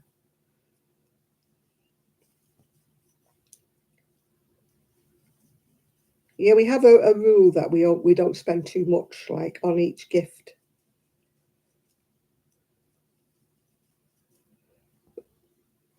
Well, I got a little notions pouch. Is it a notions pouch, Val? Little thing that Val made me.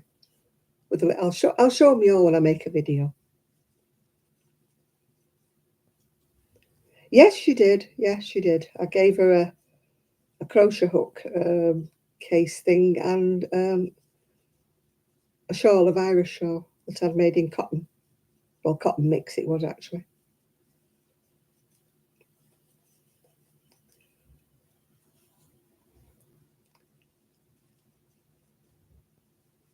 Fortunately, I got one of the, well, not the easier ones to.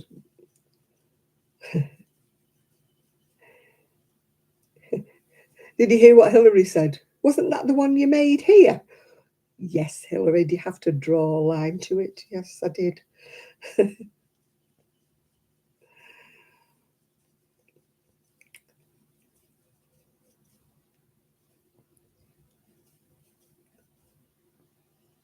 Who is Cam Frog?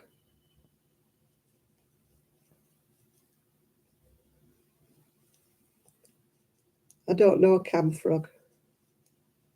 It's not somebody I've come across.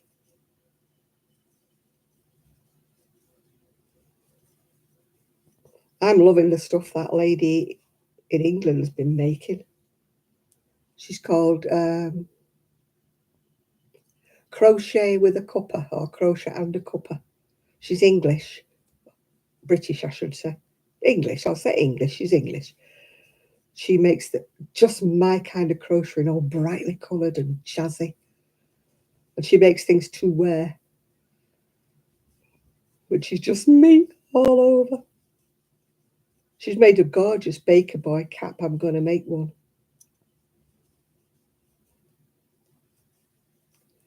I've been watching her. She just finished making a really jazzy sweater.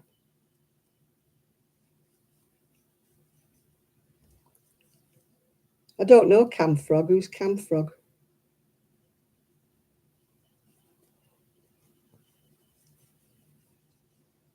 I can't cope with a lot of people talking to me at once, Chris. I wasn't too bad when I did, the Zoom call because there was only about 6 people. I don't know what a cam frog is. Camera frog? What's a cam frog, Chris? Or who is cam frog? Right, I've stopped now. I've run out. Well, I'm going to have to unpick those shoulders, the two sewed together. sewed them together too far. It's only left me that much in the middle for the back of the neck, which is wrong. That's the problem when you alter things, isn't it? It's still looking too flipping small. Luckily, it will stretch, because all of my crochet stretches. This is why I don't like crocheting things on whopping big hooks like people do. I look at some people's crochet and they're on their massive, massive hooks. And I'm like, what on earth does it wash like? It must droop. Oh, Jonah's made a nice hat. I don't know whether you've seen it or not. It's quite an ear flap hat. You know Jonah, the young kid? He's made a video of this hat. Quite nice. Right, I'm giving up for the night.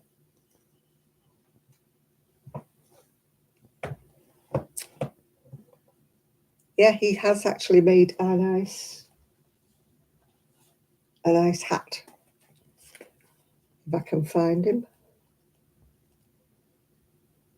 Ooh. Yeah, I'm still waiting to hear what a cam frog is.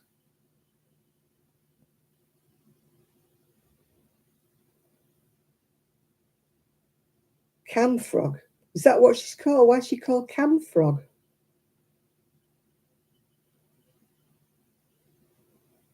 There's one young lass on here and I cannot watch her because she's got a microphone that's the size of that and she talks to it like that all the time and it really irritates me.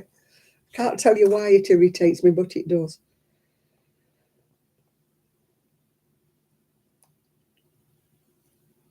I can't watch her anymore.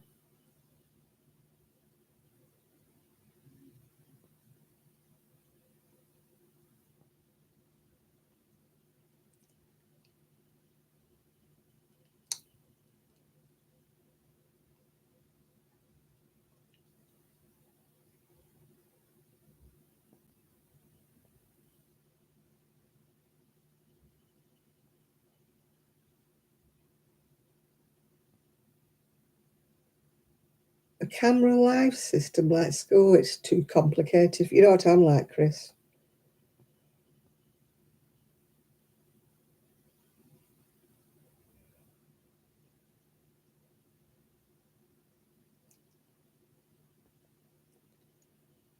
I can't work this out.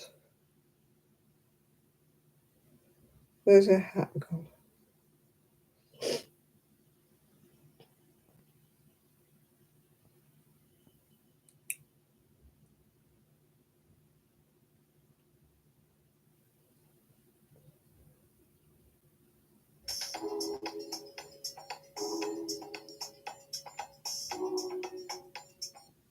Because it's been a while and I've been a little bit quiet, so I want to let you know that I am still actively crocheting. I just haven't got anything kind of new to share. That's the hat I want to make. You know how it is sometimes. So basically, I am in the middle of recording the YouTube tutorial for the pick. Yeah, that's what I like. I like. But Jonah's made a nice hat if I can find it. Jonah crochet.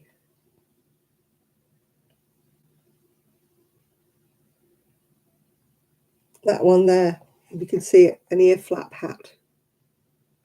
It looks nice and close together, doesn't it? Not open work. Looks nice and warm. So I might have a go at that hat. Have a go at that hat and have a go at the other hat, the Baker Boy cap that Craft and the Cuppa has done. Ooh. 2 hats to make. A camera life system. Oh, it sounds very complex. Oh, Cam Frog was a video. Oh, you know me, Chris, technologically daft as a brush. I know nothing. And I've lost my straw. I brought a can of orange in it. But I've lost my straw. I had a straw. Oh, it's there. Can't drink out of cans. Don't like swigging out of a can. Sounds very uncouth, doesn't it? If I have a can, I have to have a straw. I'm so ladylike, you know. Such a lady.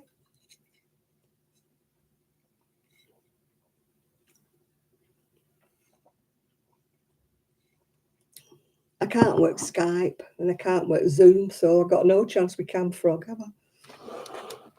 Oh.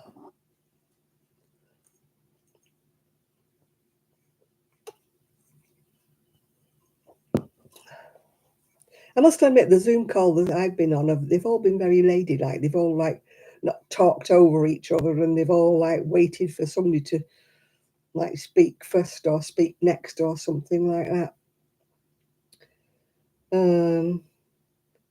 I used to join one. I was on one for a while with Denise used to be on it, Denise Dear Designs. But they were all talking about knitting and Stephen West shawls and knitting socks and knitting things, and they lost me because I'm not a knitter, as you know. So I just felt a bit out of it because I wasn't knitting a Stephen West shawl, you know.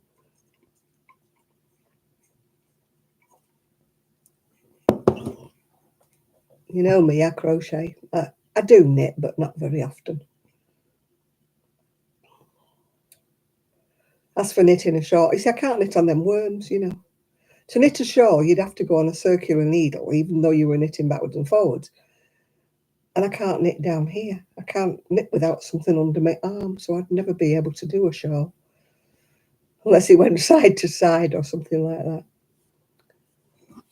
I could never have like 600 stitches on at any one time.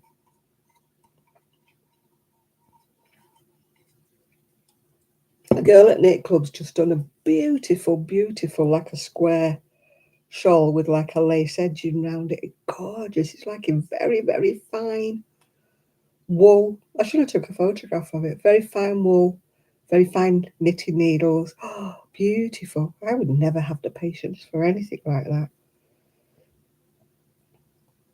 I once tried knitting a lace mat, you know, in that fine crochet cotton and fine needles. And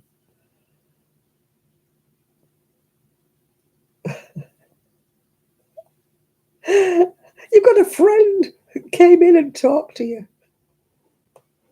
I'm looking for one to come in and talk to me. Oh, dear. I have conversations when I go to the Knit Club. I have conversations when I go to the cafe with my friend. I have conversations sometimes on the phone when Sue rings me or I ring Sue.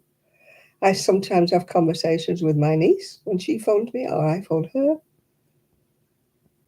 Yeah, it was very fine, wasn't it? Gorgeous, Val, wasn't it? I would never have the patience. I'd go wrong. I'd be cursing and swearing at every minute trying to do something like that. I mean, she was actually knitting it at the Knit Club, wasn't she? I couldn't concentrate.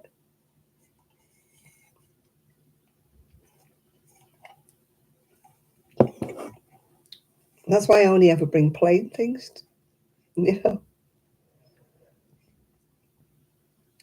See, I should have been doing something more on that granny square jacket thing I'm making. Not granny squares, just squares. I'm making with oddments of cotton, but it's revolting colours, so I don't know what it's going to look like when it's finished. Make a very nice bed jacket, won't it, when it's done? I just had all these colours of cotton, yeah. Oh, is it for the babies? I always imagine baby shawls to be white, but then I'm old-fashioned, aren't I? My son threw his baby shawl down the tip, and his christening gown and his christening slippers. He threw them away. He cleared out up the upstairs, and he said, "Well, I didn't want them. It was one my mum had knitted, beautiful.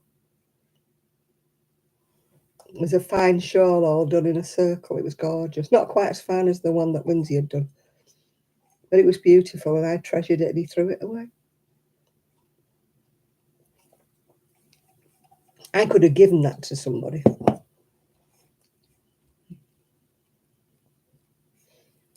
But no, when I was moving, he threw it down the tip. Yeah, I was upset when I found out it had gone.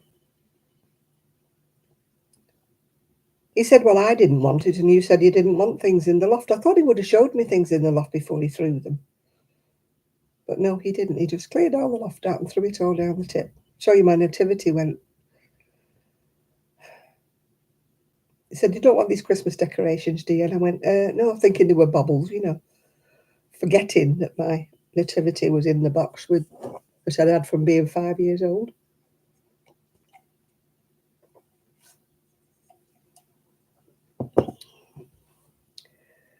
There's a lot of things that went missing, that didn't arrive with me.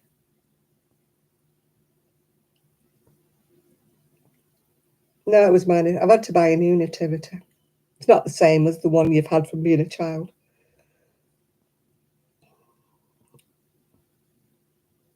But can't bring it back now, can I? I did shed a few tears when I found out it was missing.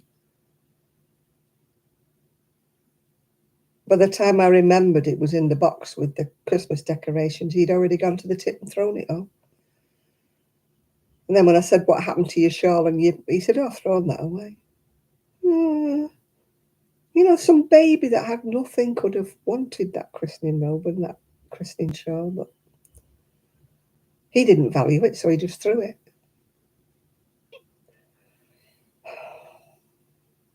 It was a shame because it was COVID when I moved, and all of my clothes and my woolies and things that I didn't keep all went in the skip.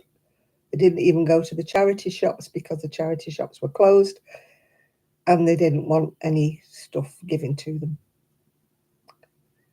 So everything went to landfill, which was such a flipping shame.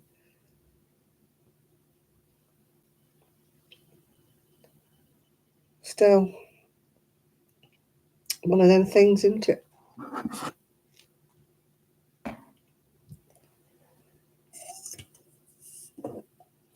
No, it was COVID's fault, yeah. Oh, my son is not sentimental. I know what will happen. All the photographs will go down the bin as soon as I've gone. All my photographs I've kept will just all go in the bin.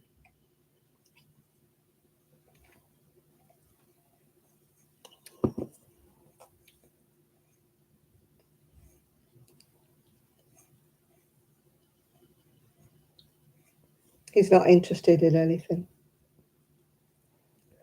You know, it's like the family tree. I would have loved to have done the family tree. He's not interested. Not interested in knowing who his ancestors are or anything. He's not interested at all. I had all my dad's stuff given to me that was all from the army and everything. So I gave it to a lad who collects, you know, army memorabilia and everything. I gave him all of that because I knew that my son wouldn't want it. So, and that it would just go in the dustbin. So I gave it all to a lad who collects army memorabilia.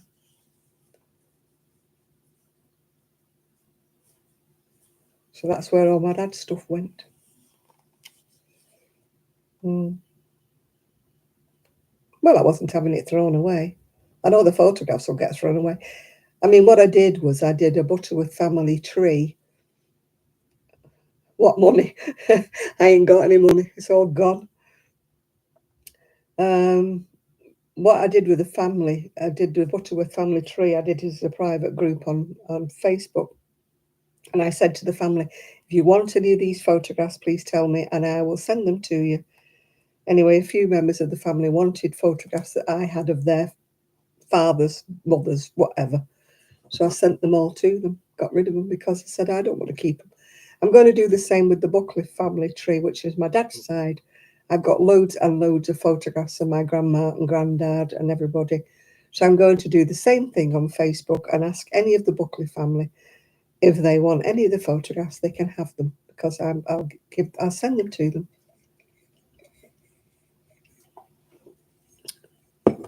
Because they could be photographs of their parents and grandparents that they don't have. Yeah. I've got no money to leave, so my money's in this house, and this house is going to my son. So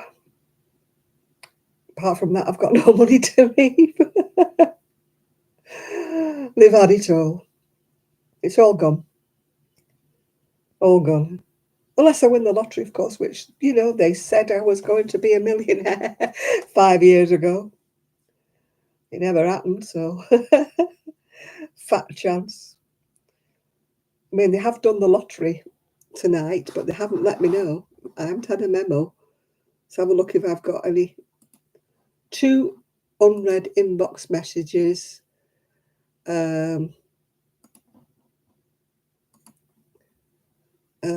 No, it hasn't told me I've won. Maybe they're waiting till tomorrow to phone me to tell me I'm a millionaire. Like as if, yeah. I don't even look at the numbers anymore. I mean, friends of mine keep winning on the, what do you call it, the premium bonds. I've never won yet. Obviously, I don't have enough money in the premium bonds, so I've never won. They're supposed to tell you if you win, so they've never told me. So somebody said, oh, don't you look every day? Don't you look every month to see whether your numbers have come up? I said, well, I thought they were supposed to email me if I'd come up. I've never had an email, so I guess I have never won.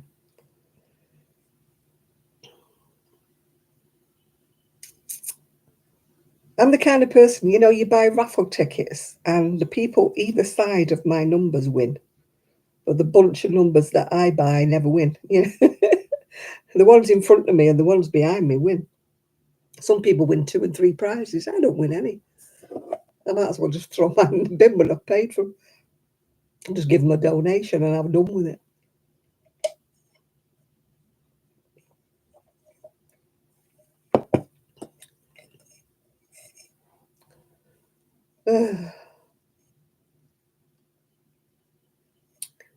No, I guess they ain't lucky.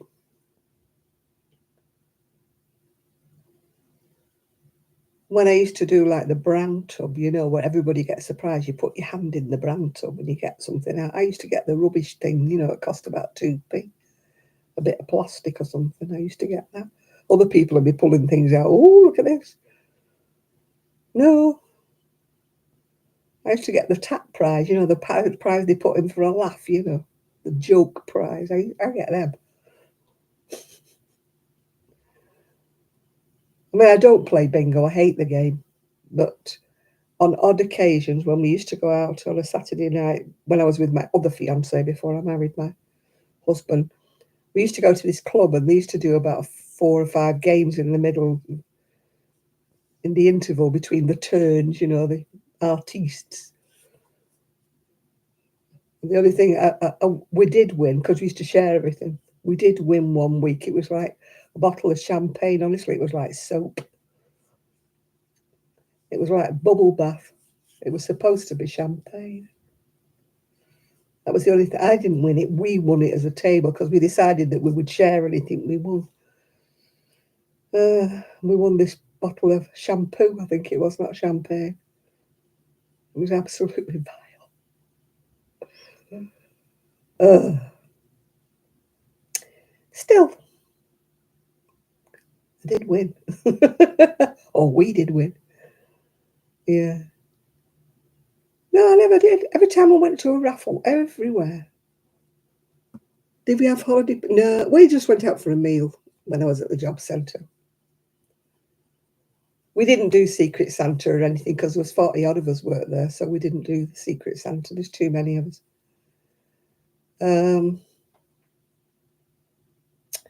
We used to just go out for a meal. Paid for it ourselves, of course.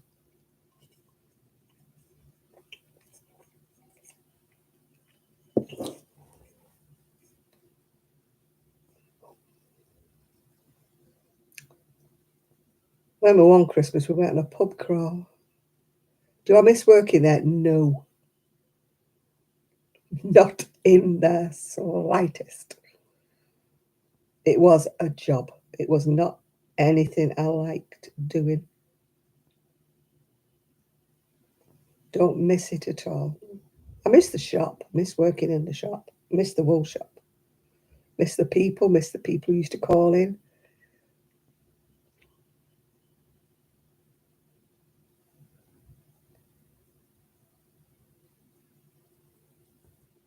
Oh, I don't know. I've never done one of those.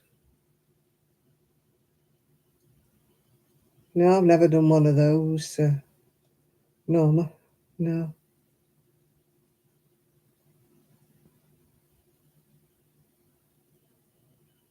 No, that's new to me. That's something I've never done now.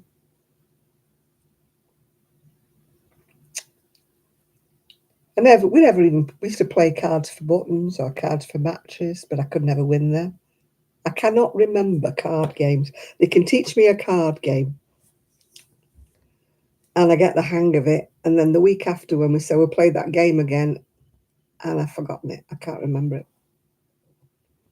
No, I've never heard of it, Val, either.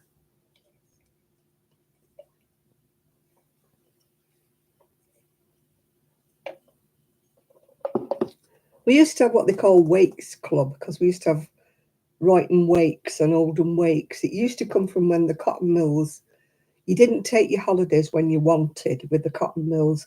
The cotton mill used to close down for a week or maybe 2 weeks. And because you didn't get paid back in the day for those holiday weeks, you saved up your money in what they called a Wakes Club. And you put so much away each week so that you would have money for the 2 weeks that you were, or the week that you were going on holiday. But that was different. That was like a Wakes Club. And then they used to do the same thing, like you would put toys away at the toy shop that was local. And then you paid so much a week on the card. And then at Christmas you got the toy. Yeah. My mum used to do that. She put, like albums for us or jigsaws, nothing big, major. Jigsaws, albums, roller skates she put away for me 1 year. And then you used to go down and pay 2 and 6 half a crown or something each week. And so that she'd paid for it by Christmas. So, I never got anything big. I used to always want to pick a doll or something, but never got anything like that. I remember 1 year I had a doll and a pram, but I had the pram for my birthday, which was November, and I had the doll for Christmas, or whichever way round it was. You didn't get both things at once, And I didn't get the pram I wanted. I wanted a proper coach-built pram, a big one. She bought me like a little little cheap push chair thing. But I suppose it was all she could afford. She couldn't afford this big Silver Cross coach-built, which I'd with a hood and everything that I wanted. That was out of the price range. That was just something. It's like the bike. I wanted, when I was a teenager, I wanted a bike called a Pink Witch. It was bright pink, like Barbie pink, and it had like tassels on the handlebars, and it had a lipstick holder, and it had a bag on the back and a basket on the front. No, you're not getting one of them. That's a phase. No, I didn't get a new bike.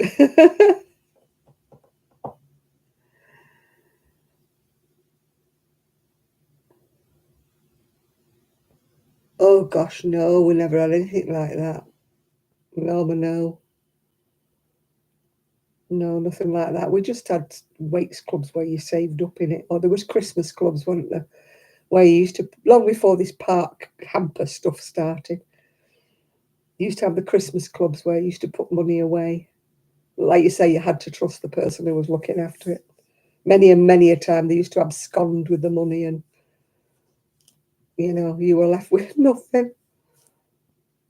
And we used to have meat clubs as well, where you used to pay so much a week so that when you went to the butcher's, you could get your turkey and your beef and your bits and your pieces. You have enough to get the meat, because people could not afford a turkey.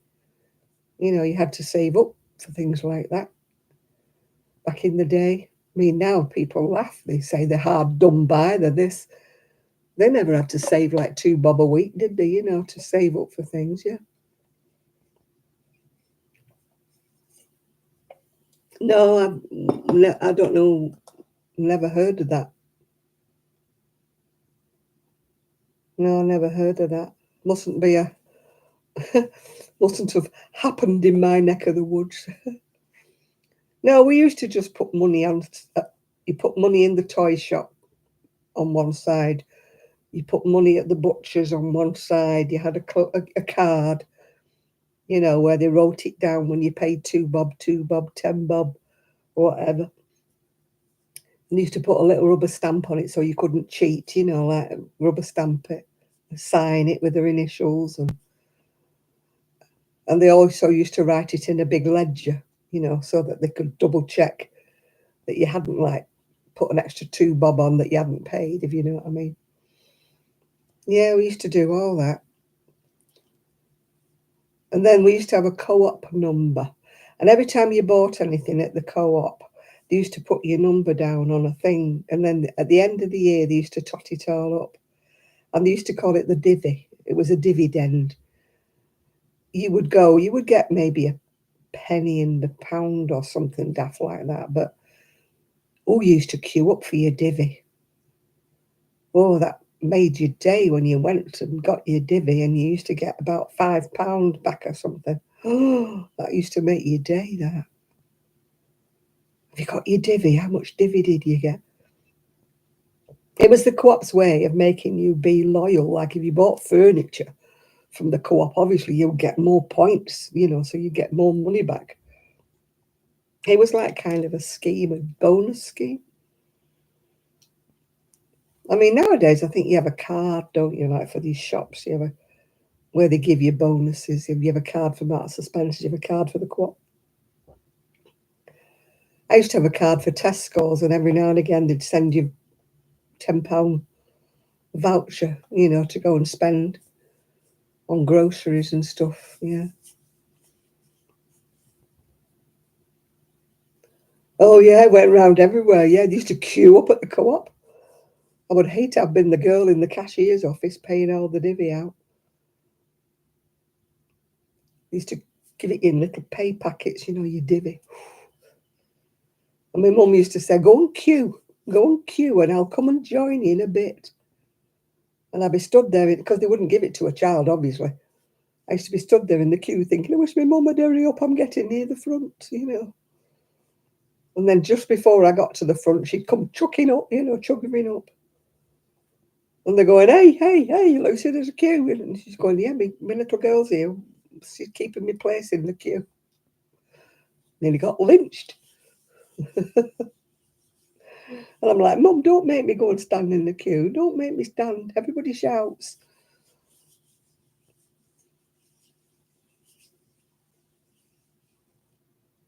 I don't know whether they got divvy for a co-op funeral. I bet they did. I can still remember my number. It was 773. And my grandma's was 710. Still remember my divvy number, because woe betide if you bought anything from the co-op and you didn't give them your divvy number. Ooh. Or if you put it on your grandma's number instead of on your mum's number. Oh, hell let loose. Oh, dear. It was great, the co-op. We used to collect bottles, and take them back. You got a penny on a bottle or something, or 2p on a bottle or something. You took it back.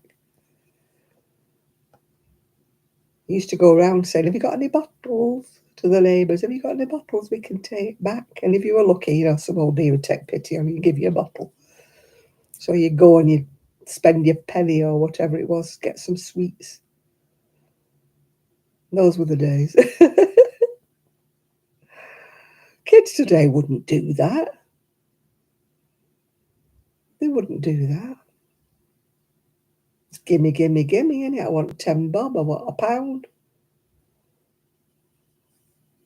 They're not happy with sixpence or something like we used to get. I used to get 9p from my odd money. 9p. Which is what, about 4.5p, I think. 4p, 4.5p. And I used to spend 3p on sweets, and I used to put the 6p in my little tin so that I could save up for something that I wanted. If I wanted something, a doll, or I wanted something, it used to take me weeks. You know, saving up at 6p a week used to take me weeks and weeks and weeks. But it did teach me the value of money, because, you know, you knew it was going to take you 20 weeks or something like that to save up for this, whatever it was you had your eye on in the window. And you used to pray that nobody had bought it before you'd saved up your 6p. Yeah. I mean, Mum and Dad just didn't have any money when I was little. They weren't mean or anything like that. But I didn't feel deprived at all, because none of my friends had money. Their parents didn't have money either. So it wasn't like I was like the poor relation, that I was the only one who didn't have a doll. I was the only one who didn't have this. You know, it was like a big event when one of us got something. Whoa, we got a pair of skates. Where should we go? We have one skate each, you know. And you'd take turns, you know. You'd swap with your friends and you'd sit on a wall while it was your turn. They might be your skates, but you'd still lend them round your friend, one skate each. You know, and when some of us actually got a pair each, you know, it was like, whoa. And then we couldn't skate on them because we were falling everywhere, because we'd never been able to skate with two skates, because we'd only ever had one before. But, you know, and it's the same if somebody got a cricket bat, or if somebody got a ball, you know, football. Wow, you know, or if somebody had a skipping rope. I mean, you know, you didn't keep pinching your mum's washing line. You actually got a skipping rope with handles. Oh, instead of a piece of washing line with knots on the end. But as I say, I don't feel as though I had a poor childhood. I don't feel that at all. You know, I was quite a happy little kiddie. You know, I had enough to eat. It might not have been the best food, but I had enough to eat. You know, it might have been potatoes with everything. Might have been a lot of egg and chips, because my dad had chickens. So we always had eggs, yeah. So it might have been egg and chips. There was no such thing as a poached egg, I don't think. I remember having boiled eggs, but I don't remember having a poached egg. Or even a fried egg.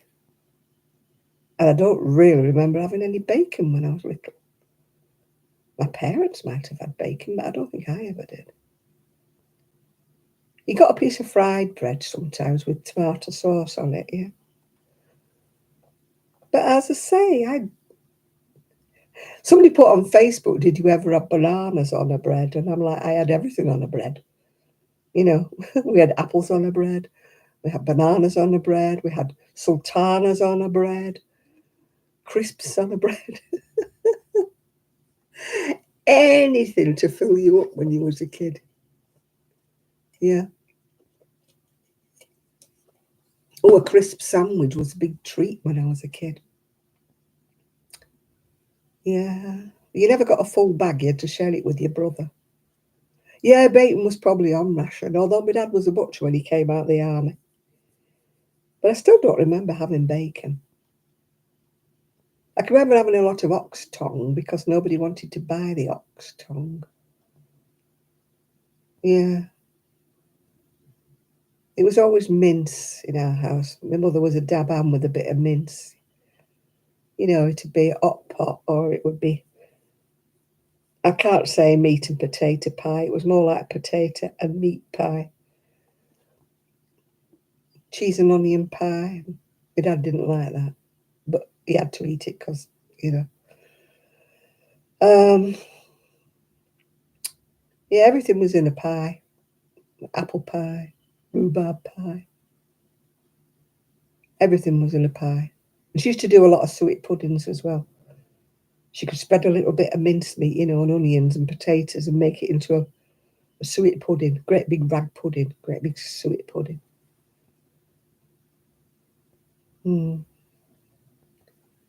She had her rag pudding hankies, yeah. You take a very long holiday back. I go on a cruise. I'm not saying I'll be able to get off the boat when it landed anywhere, but yeah, I would go on a cruise. So that's on my bucket list, is I want to go on a cruise. My mum always wanted to go on like one of those like Norway and Sweden and places like that, but I'd want a Caribbean one or something like that, somewhere where it's hot. I don't want to go on a cruise if it's cold. Oh, well, no, I used to have a sugar butty. Yeah. Sugar butties, yeah. It's quite a thing, yeah. I mean, my dad used to have dripping, you know, the fat that comes off meat, you know, dripping butter. Never got that. And fish paste. We used to get fish paste. You know, like salmon paste that come in a little pot. Shippums, I think it was called. We used to have a bit of that. Or my mum used to get potted beef. You used to buy it by the quarter. They used to put it in greaseproof paper, a quarter of potted beef. Spread that out. Yeah. So wonder we weren't all vitamin deficient. But you had your cod liver oil and malt on a Sunday. A spoonful of cod liver oil and malt. And syrup of figs if she thought you needed to go. Yeah. And you used to say, but I've been, Mum, I've been today. I don't need syrup of figs.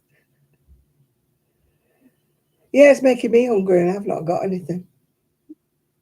I'm being good.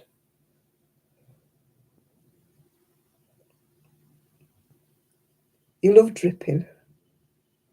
I can't say I've ever had dripping. My dad used to love dripping. He used to save it off the meat. You know, let it set on the top. He used to love a bit of dripping, my dad. But I was never into that. You know, the jelly used to set underneath in the days before everything was full of water. When you got a decent piece of meat, when you cooked it, you used to get the fat used to set like jelly at the bottom, which my mum used to use for the gravy. And the fat used to settle on the top, and my dad used to spread that on the bread, yeah. It's amazing the things that we used to eat. Yeah, we used to have sugar butties. I used to like, when there was leftover veg, my mum used to make potato cakes, or she'd make like fritters with, yeah, I had that, the cocoa and sugar to dip your finger in when you wanted some sweeties and your mum wouldn't let you have any. Yeah, we used to have, oh, things we used to have, yeah. Got my hair going the wrong way. Yeah, we never had, and you never got pop or anything. It was always corporation pop. I want a drink. Well, there's plenty of corporation pop in the tap. But I want some pop. Well, we don't have any. We very, very rarely had cordial. Sometimes you'd have some Ribena. But, you know, you were just brought up drinking water out the tap if you, or a cup of tea. Nice cup of tea. I'm hot, Mum. A nice cup of tea cool you down. How can a hot cup of tea cool you down? Yeah. I said, no, I don't want a cup of tea. Have we not got any Ribena? Have we not got any milk? Have we not got any? No. You have a cup of tea or you have corporation pop. You can't have the milk. I need that milk for me tea. Or for your porridge in the morning, yeah. Manish used to make our porridge with water, I think. Yeah. It's what they did, though. They didn't have money. They had to spread the money out. They hadn't got it. It wasn't that they were being mean. They were just being frugal because they didn't have the money. And also, like, I was born in 45, so it was rationing until 52. Or was it 53? 52, I think.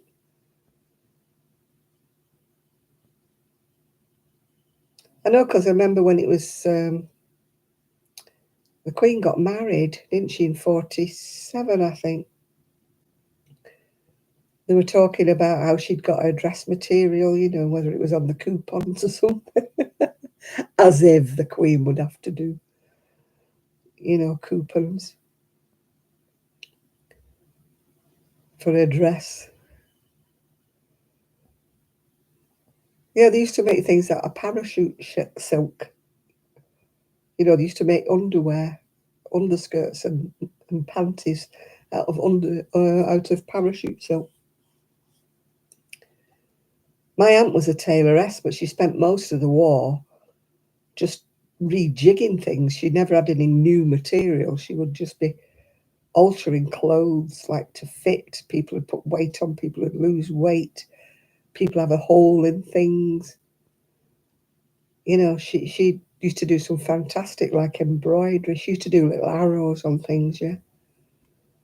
I'm bringing back memories, yeah. Well, it wouldn't do a lot of people any harm to go back to not buying all this new stuff. I've treated myself to a new skirt and a new pair of trousers. Having had my way, I would be in the charity shop. But the charity shops around here are no good for me. They don't have anything in that I like. I used to buy all my clothes from the charity shop when I lived in Prestwich. I never bought anything new. Very, very seldom bought anything new. And even now I will buy things on eBay that are second hand. But no, I'm just having to buy new here because around here the charity shops don't have any long clothes at all. I don't think people wear long dresses here. In Cleveland's or Fleetwood or whatever. They just wear mini skirts, I think, or something. Yeah. I follow a lady. She lives half of her life in Malaysia and half of her life over here. She's gone back to Malaysia and she's still doing her charity haul stuff. And she's buying skirts and things for like £2 over in Malaysia. I'm like, oh, I need to go to Malaysia for a holiday. Come back with a big suitcase full of stuff. Spend my clothing allowance all at one go and get about 49 things, yeah.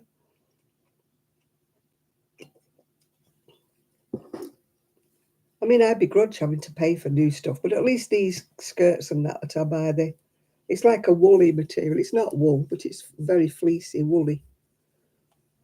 You know, they're like patchwork or whatever they're called. You can't see the green, can you? It's got green in it, but it looks very blue, doesn't it, on here? But they're like I've got two of them, very much alike. You'd think they were the same if I didn't tell you they were different. But they're warm and they're woolly. And I've got my underskirt on and I've got my tights, yeah. Because I can't stand being cold. How these young lasses go wandering around with their bellies hanging out, I don't know.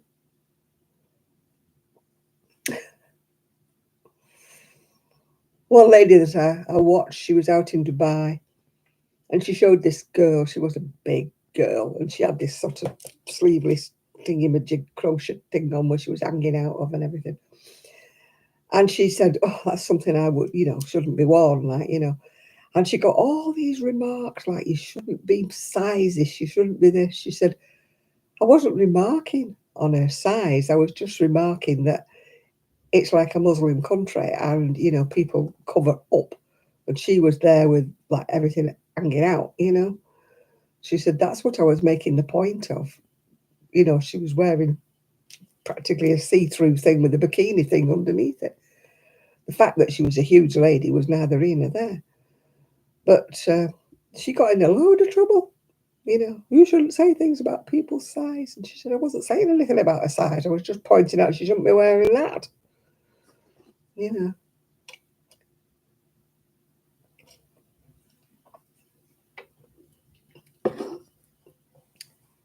But, yeah, you can't say anything these days. Before somebody jumps down your throat, You're either sexist, racist, fattest, whateverist. Every time you say anything, people pick you apart for saying one thing or another, don't they? You're not allowed to say somebody's obese. I I'm obese. I'm overweight according to my BMI, whatever. I'm terribly overweight. I've lost 4 stone, which is 4 times 14 if you want to work it out. But I'm still obese. And I don't know what some of the people are that wandering around are super obese. Is there such a word? Supersized?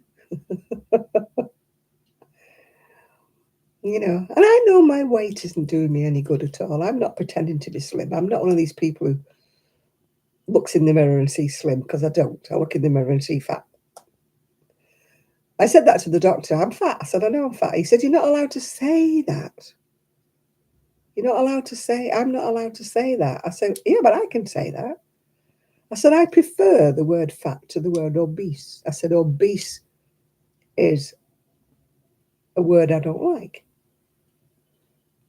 You know.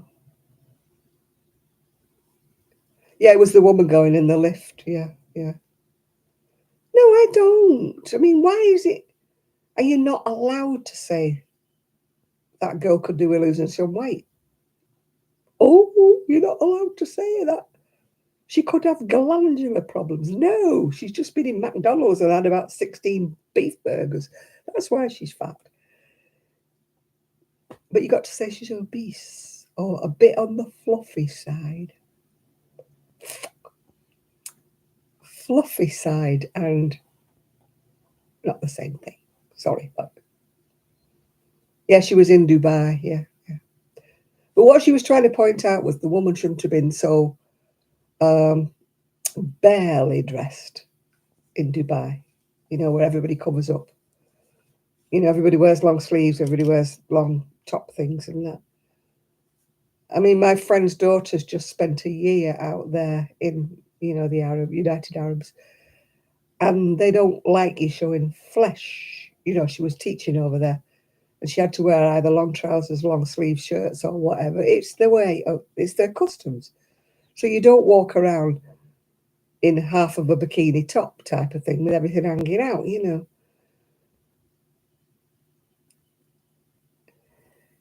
I don't come. The only thing that upsets me is young people being overweight because I think of the health issues.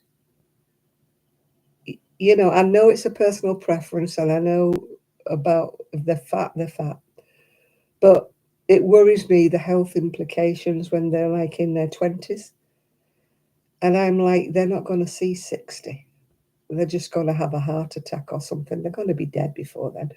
That's what worries me, especially if they have young children with them.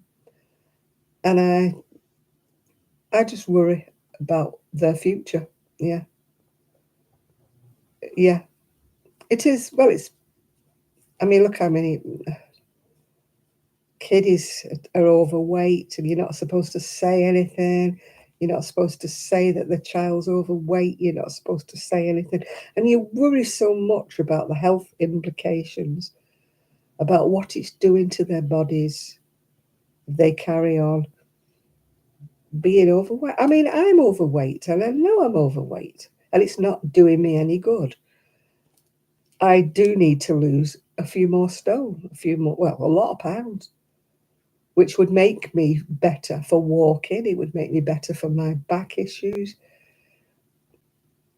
But it's hard, and I know it's hard.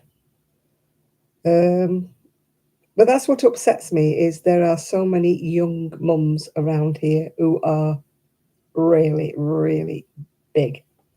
We're not talking a little, we're talking big. And they're not going to see their kids growing up, are they? They're not going to be grandmas because they won't live that long. Their lifestyle is bad, you know. It's junk food, isn't it? Junk food. And too much of this, even though this has got no sugar in it. I limit myself. I don't drink Coca-Cola or stuff like that. Very much limit myself. It's my choice. I'm not saying it's for everybody. But I know that it's bad for your health. And if people can't see that, then who am I to judge if that's what they want to do with their lives, you know? Short life and a merry one, maybe.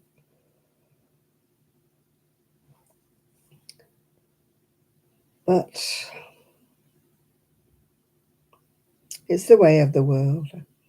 We eat too much junk. I eat too much junk. We all eat too much junk. We all eat too much. I mean, there was no fat people in the war because of rationing, and sugar was rationed. There was no sweets. There was no chocolate. Everybody was skinny because everybody used to walk. There was no cars. You know, everybody walked everywhere. You walked to work. You walked back from work.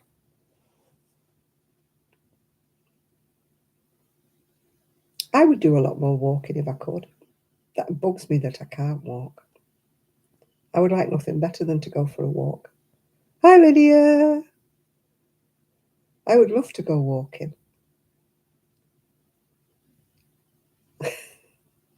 Naughty Chris. Naughty Chris. I'm allowed to say naughty Chris. Listen to your mother talking. Don't eat junk, says she. Who really, I try not to. It's so easy to eat. But I won't go in McDonald's and I won't go in KFC. I do eat in the cafe. Once a week I eat in the cafe, probably eating things I shouldn't eat in the cafe, but there's not a healthy choice, yeah. Oh, dearie me, your stepdad fell. Oh, good, I'm glad he's doing all right. Yeah. I try not to eat processed food, but it's difficult in this day and age. Everything's processed. Everything's been mangled up and churned out and spit out the other side, isn't it? You can't even buy like decent ham or anything like that that's not been churned up, pumped full of goodies and water and everything. Oh my God, broken ribs. Oh, I've not broken ribs, touch wood. I broke my collarbone. That was bad enough. Broke my collarbone, broke my ankle, broke my fingers, broke my thumb.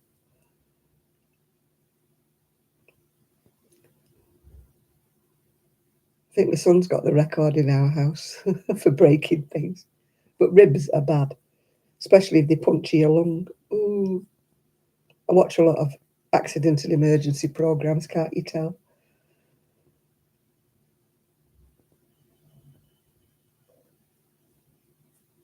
So you're going to be down there for Christmas, are you, Lydia?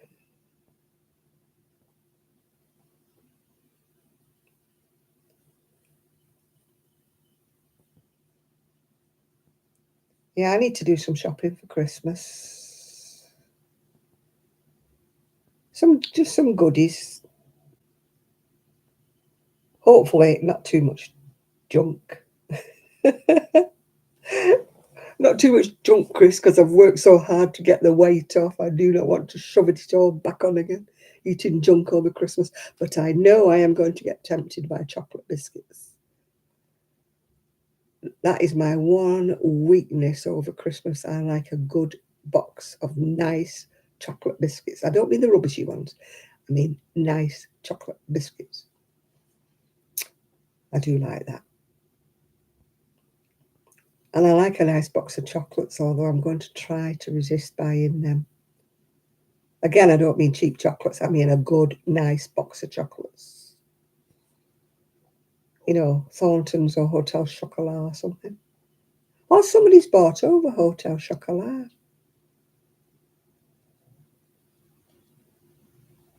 I hope they keep it as it is, because that's the whole point of it, is luxury chocolate, isn't it? Somebody's bought it over. And they're not exactly what you call high class, the people who bought it over. I think it's somebody like Mars or something that's bought it over. I mean, it's never been the same since Cadbury's got bought over.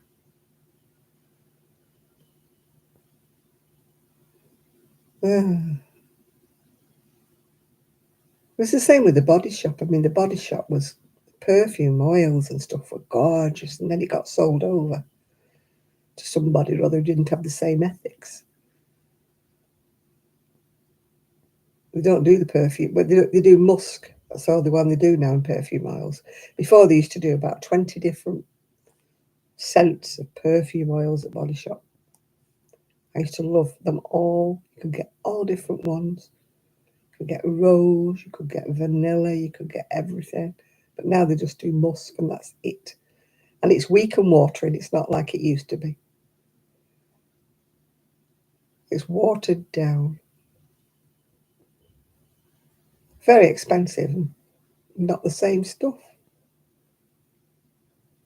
I like perfume oils because they stay on your skin and they're lovely and whatever.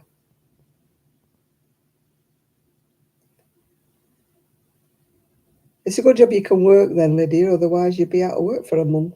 Mm.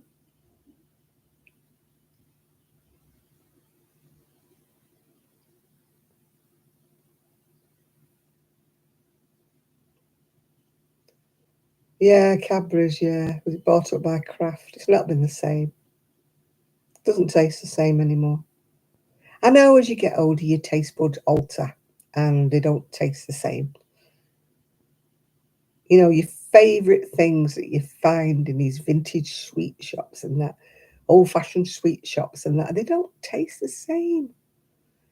It's because they've took the sugar out and they've took this out and they've took that out of it because they're not allowed to put it in anymore. And that's what made the taste. You know, we probably ate a lot of stuff in the old days that we shouldn't have ate.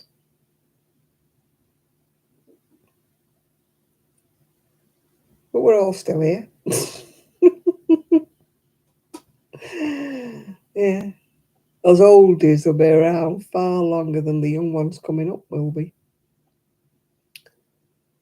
They'll all be gone with heart attacks and strokes. Whereas we have more sense. That's the trouble. We live too long because we ate more healthily when we were young.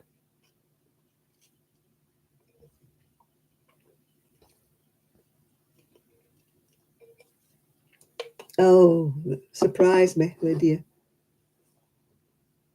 When you're supposed to get nurse visits, they never turn up.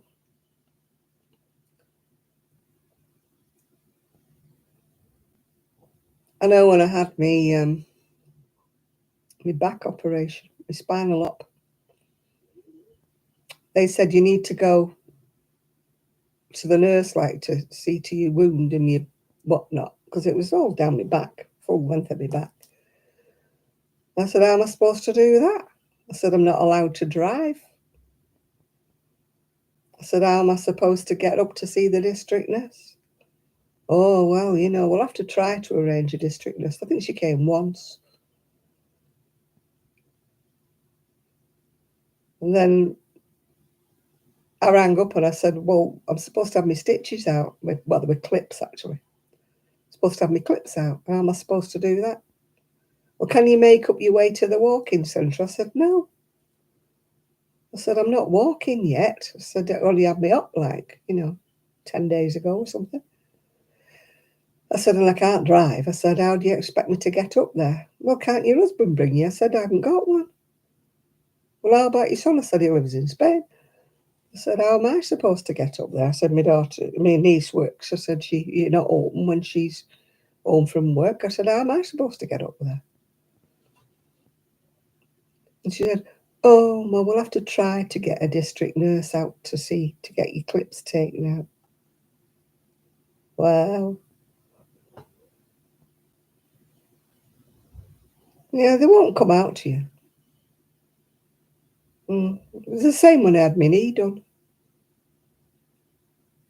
She said, can't you get up to... I said, I'm not supposed to be walking on it. I said, I'm on crutches.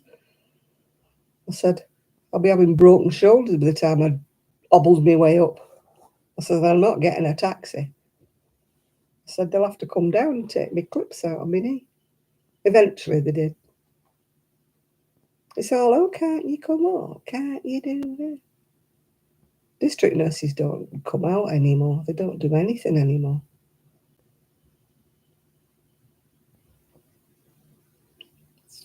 And it's been worse, of course, since COVID, People who are supposed to have their dressings changed and that, they don't get them changed.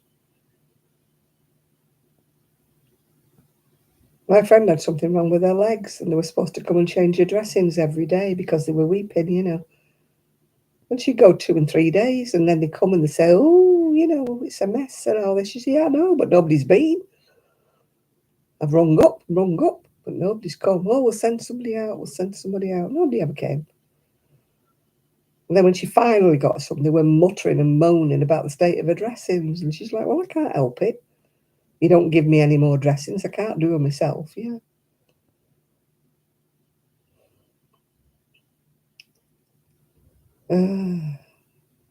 The joys of life, yeah. If you have money, you see, of course. Run round, you don't if you haven't money. You can get anything you want if you have money.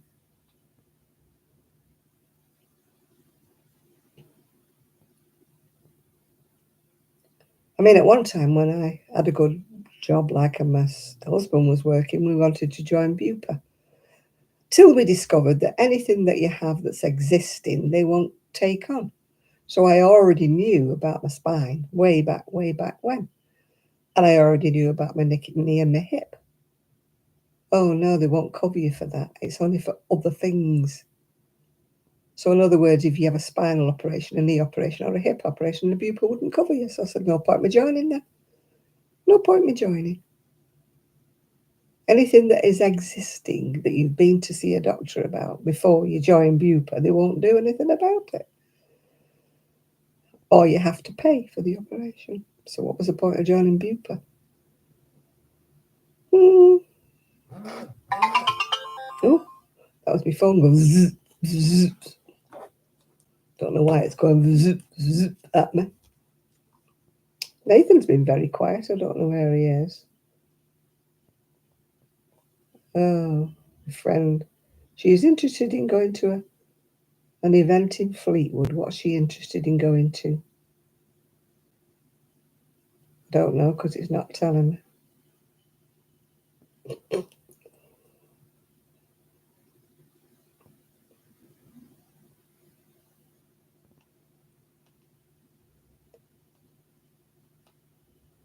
I don't know what she's interested in going to see because it wouldn't tell me.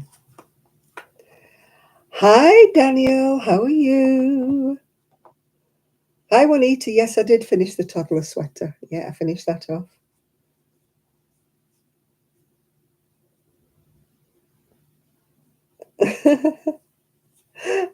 Saturday with Zoe. It's Sunday with Stephanie. Woohoo! Yeah, I'm not doing too bad. I don't know what the weather's like where you are, but it's been dire here. It's been blowing a gale and it's been windy and raining and people's fences are blowing over and the dustbins are going everywhere. So I don't know that it's any better than Scotland. I haven't rung my friend today. So I don't know what the weather's like up there. Oh dear. Wet and yucky is not the word. It's been torrential. It's been bashing against the windows and howling down the chimney. It actually seems to have stopped at the moment, so I'm not saying anything. My friend's just moved. She's gone up to 11, is it? I don't know where it is. 11? Quite why she wants to go up to 11, I don't know. But that's where she's gone to. And my other friend lives near Wigtown. So I think that's on the... I don't know where 11 is either. It's on that side, on the right-hand side, where my friend lives on the left-hand side. I don't know much about Scotland either, because every time I stuck my nose over the border, it rains. Yeah. It pours down.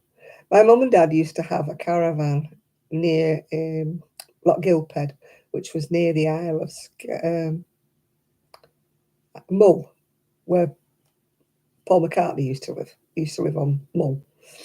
And every time I went to the caravan, it used to pour down with rain.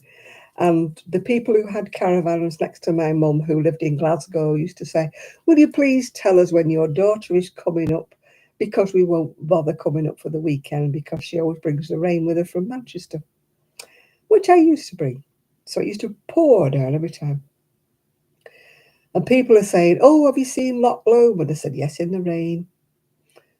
Did you see the Highland coos? Did you see the deer? Yes, in the rain. Did you see the heather? Yes, that was the purple thing I saw in the rain. I can never say I ever saw sunshine when I was in Scotland. So it kind of puts you off. When we were moving house, my son said, should we go to Scotland when we were looking for places to live? I went, no, because I'm the kiss of death when it comes to Scotland. Every time I stick my nose over the border, it rains. So, me and Scotland. I'm determined to go and see Sue, though. You really see the sun. I don't know why my friend wants to go. It looks like it's a godforsaken place where she's gone to, Leven.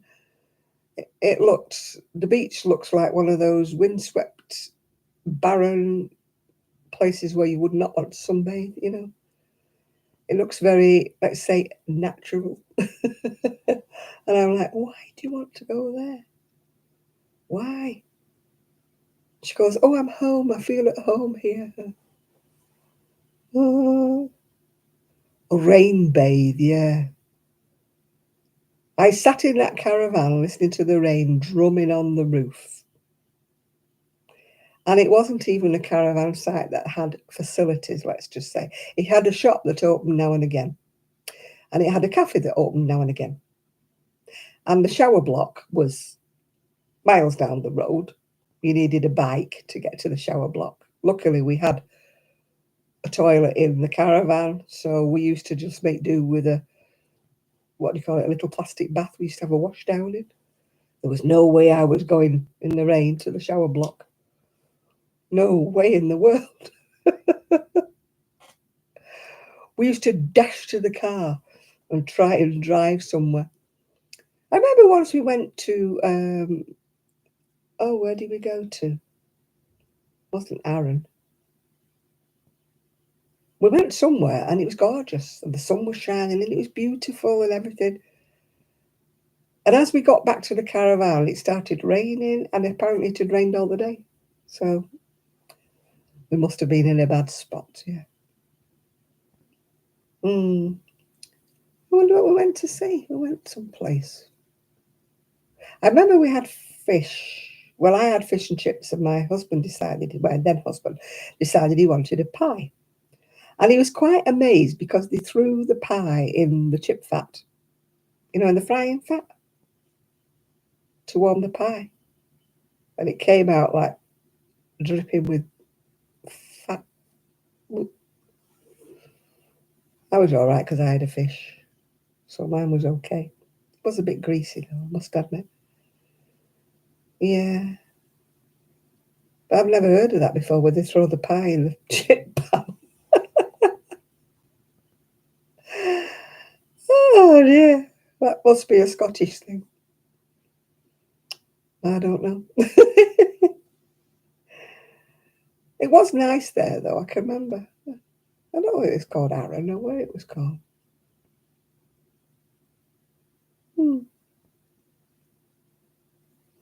I know we watched the boats coming in and out. It was nice. Yeah. You're getting over the COVID. Oh, God. Yeah. Kazzy's got COVID. That's why she's not been on tonight. Yeah. Must be going around again. Yeah. So we'll see you next week, hopefully. Yeah. Yeah, Chris, your friend Kaz got COVID. So she's not been in work. Yeah. I thought she might have managed to struggle on here tonight, but obviously not. So we're a bit light on people tonight, yeah. Not got as many as usual. It must be the weather. Keeping you all away, yeah. I'm going to be going shortly, because it's gone past the witching hour. Cinderella will be putting on her heat pad and going to go to sleep in my nice warm bed. Go and see if there's anybody on YouTube that I haven't watched. Yeah, have I got enough to? Yeah, I've got enough left in my can to drink me pills. Yeah. You know, when it gets to a certain age and you line your pills up in a row. Yeah, getting old. Right, I'm going to go now. So thank you all for your company, and I'm going to leave you. Goodbye, goodbye. I'm leaving you. Cheery bye, goodbye. Ba-da-ba-da-ba-ba, ba-ba-da-ba-ba-ba-da-ba.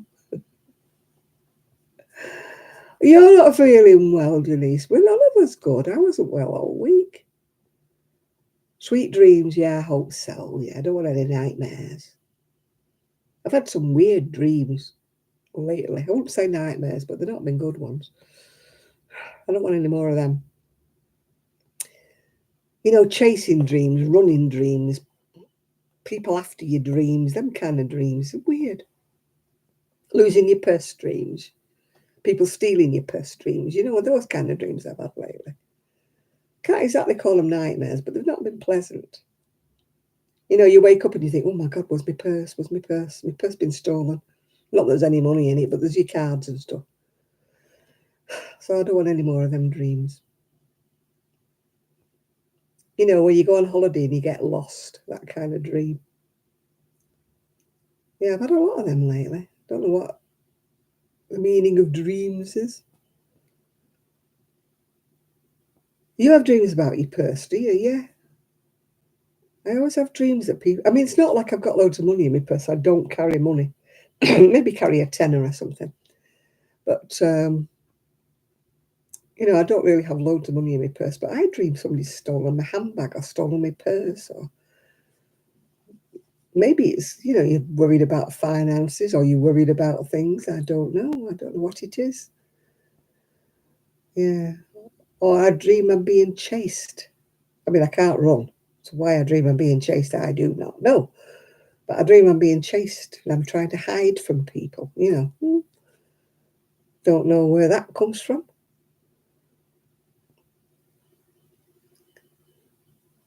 You've left it and can't find it. Yeah, I know. You know that moment when you wake up and you're still in your dream and you're thinking, oh my God, you know, and then you think, no, you're all right because it's just a dream and you're not there or you're not anywhere. You're not lost. You know where you are. Yeah, I'm going down streets and streets in my dreams and I don't know where I am and I can't find my way.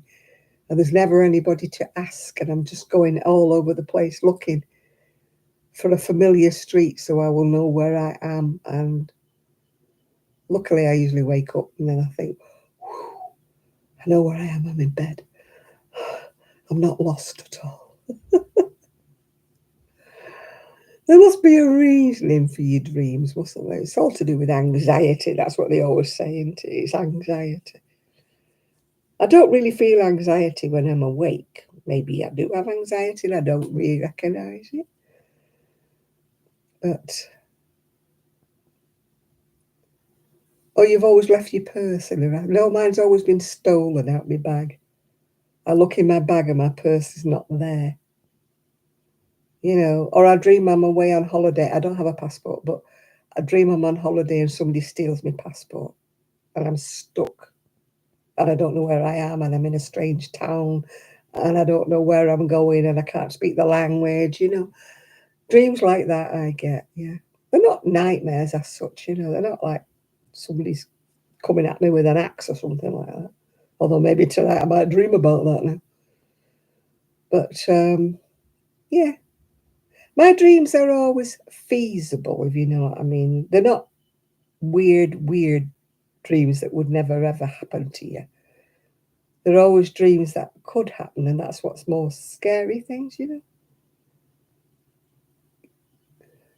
And if I do dream any nice dreams, it's always dreams where my mum and dad are still here. And I'm going somewhere with my mum and dad, and you know, and it's long before I ever have a son or I ever had a husband or anything. I'm always with my mum and dad. Yeah. Well, hello, Rose. You've just come on just as I said I'm going. Your timing from the Philippines is bad.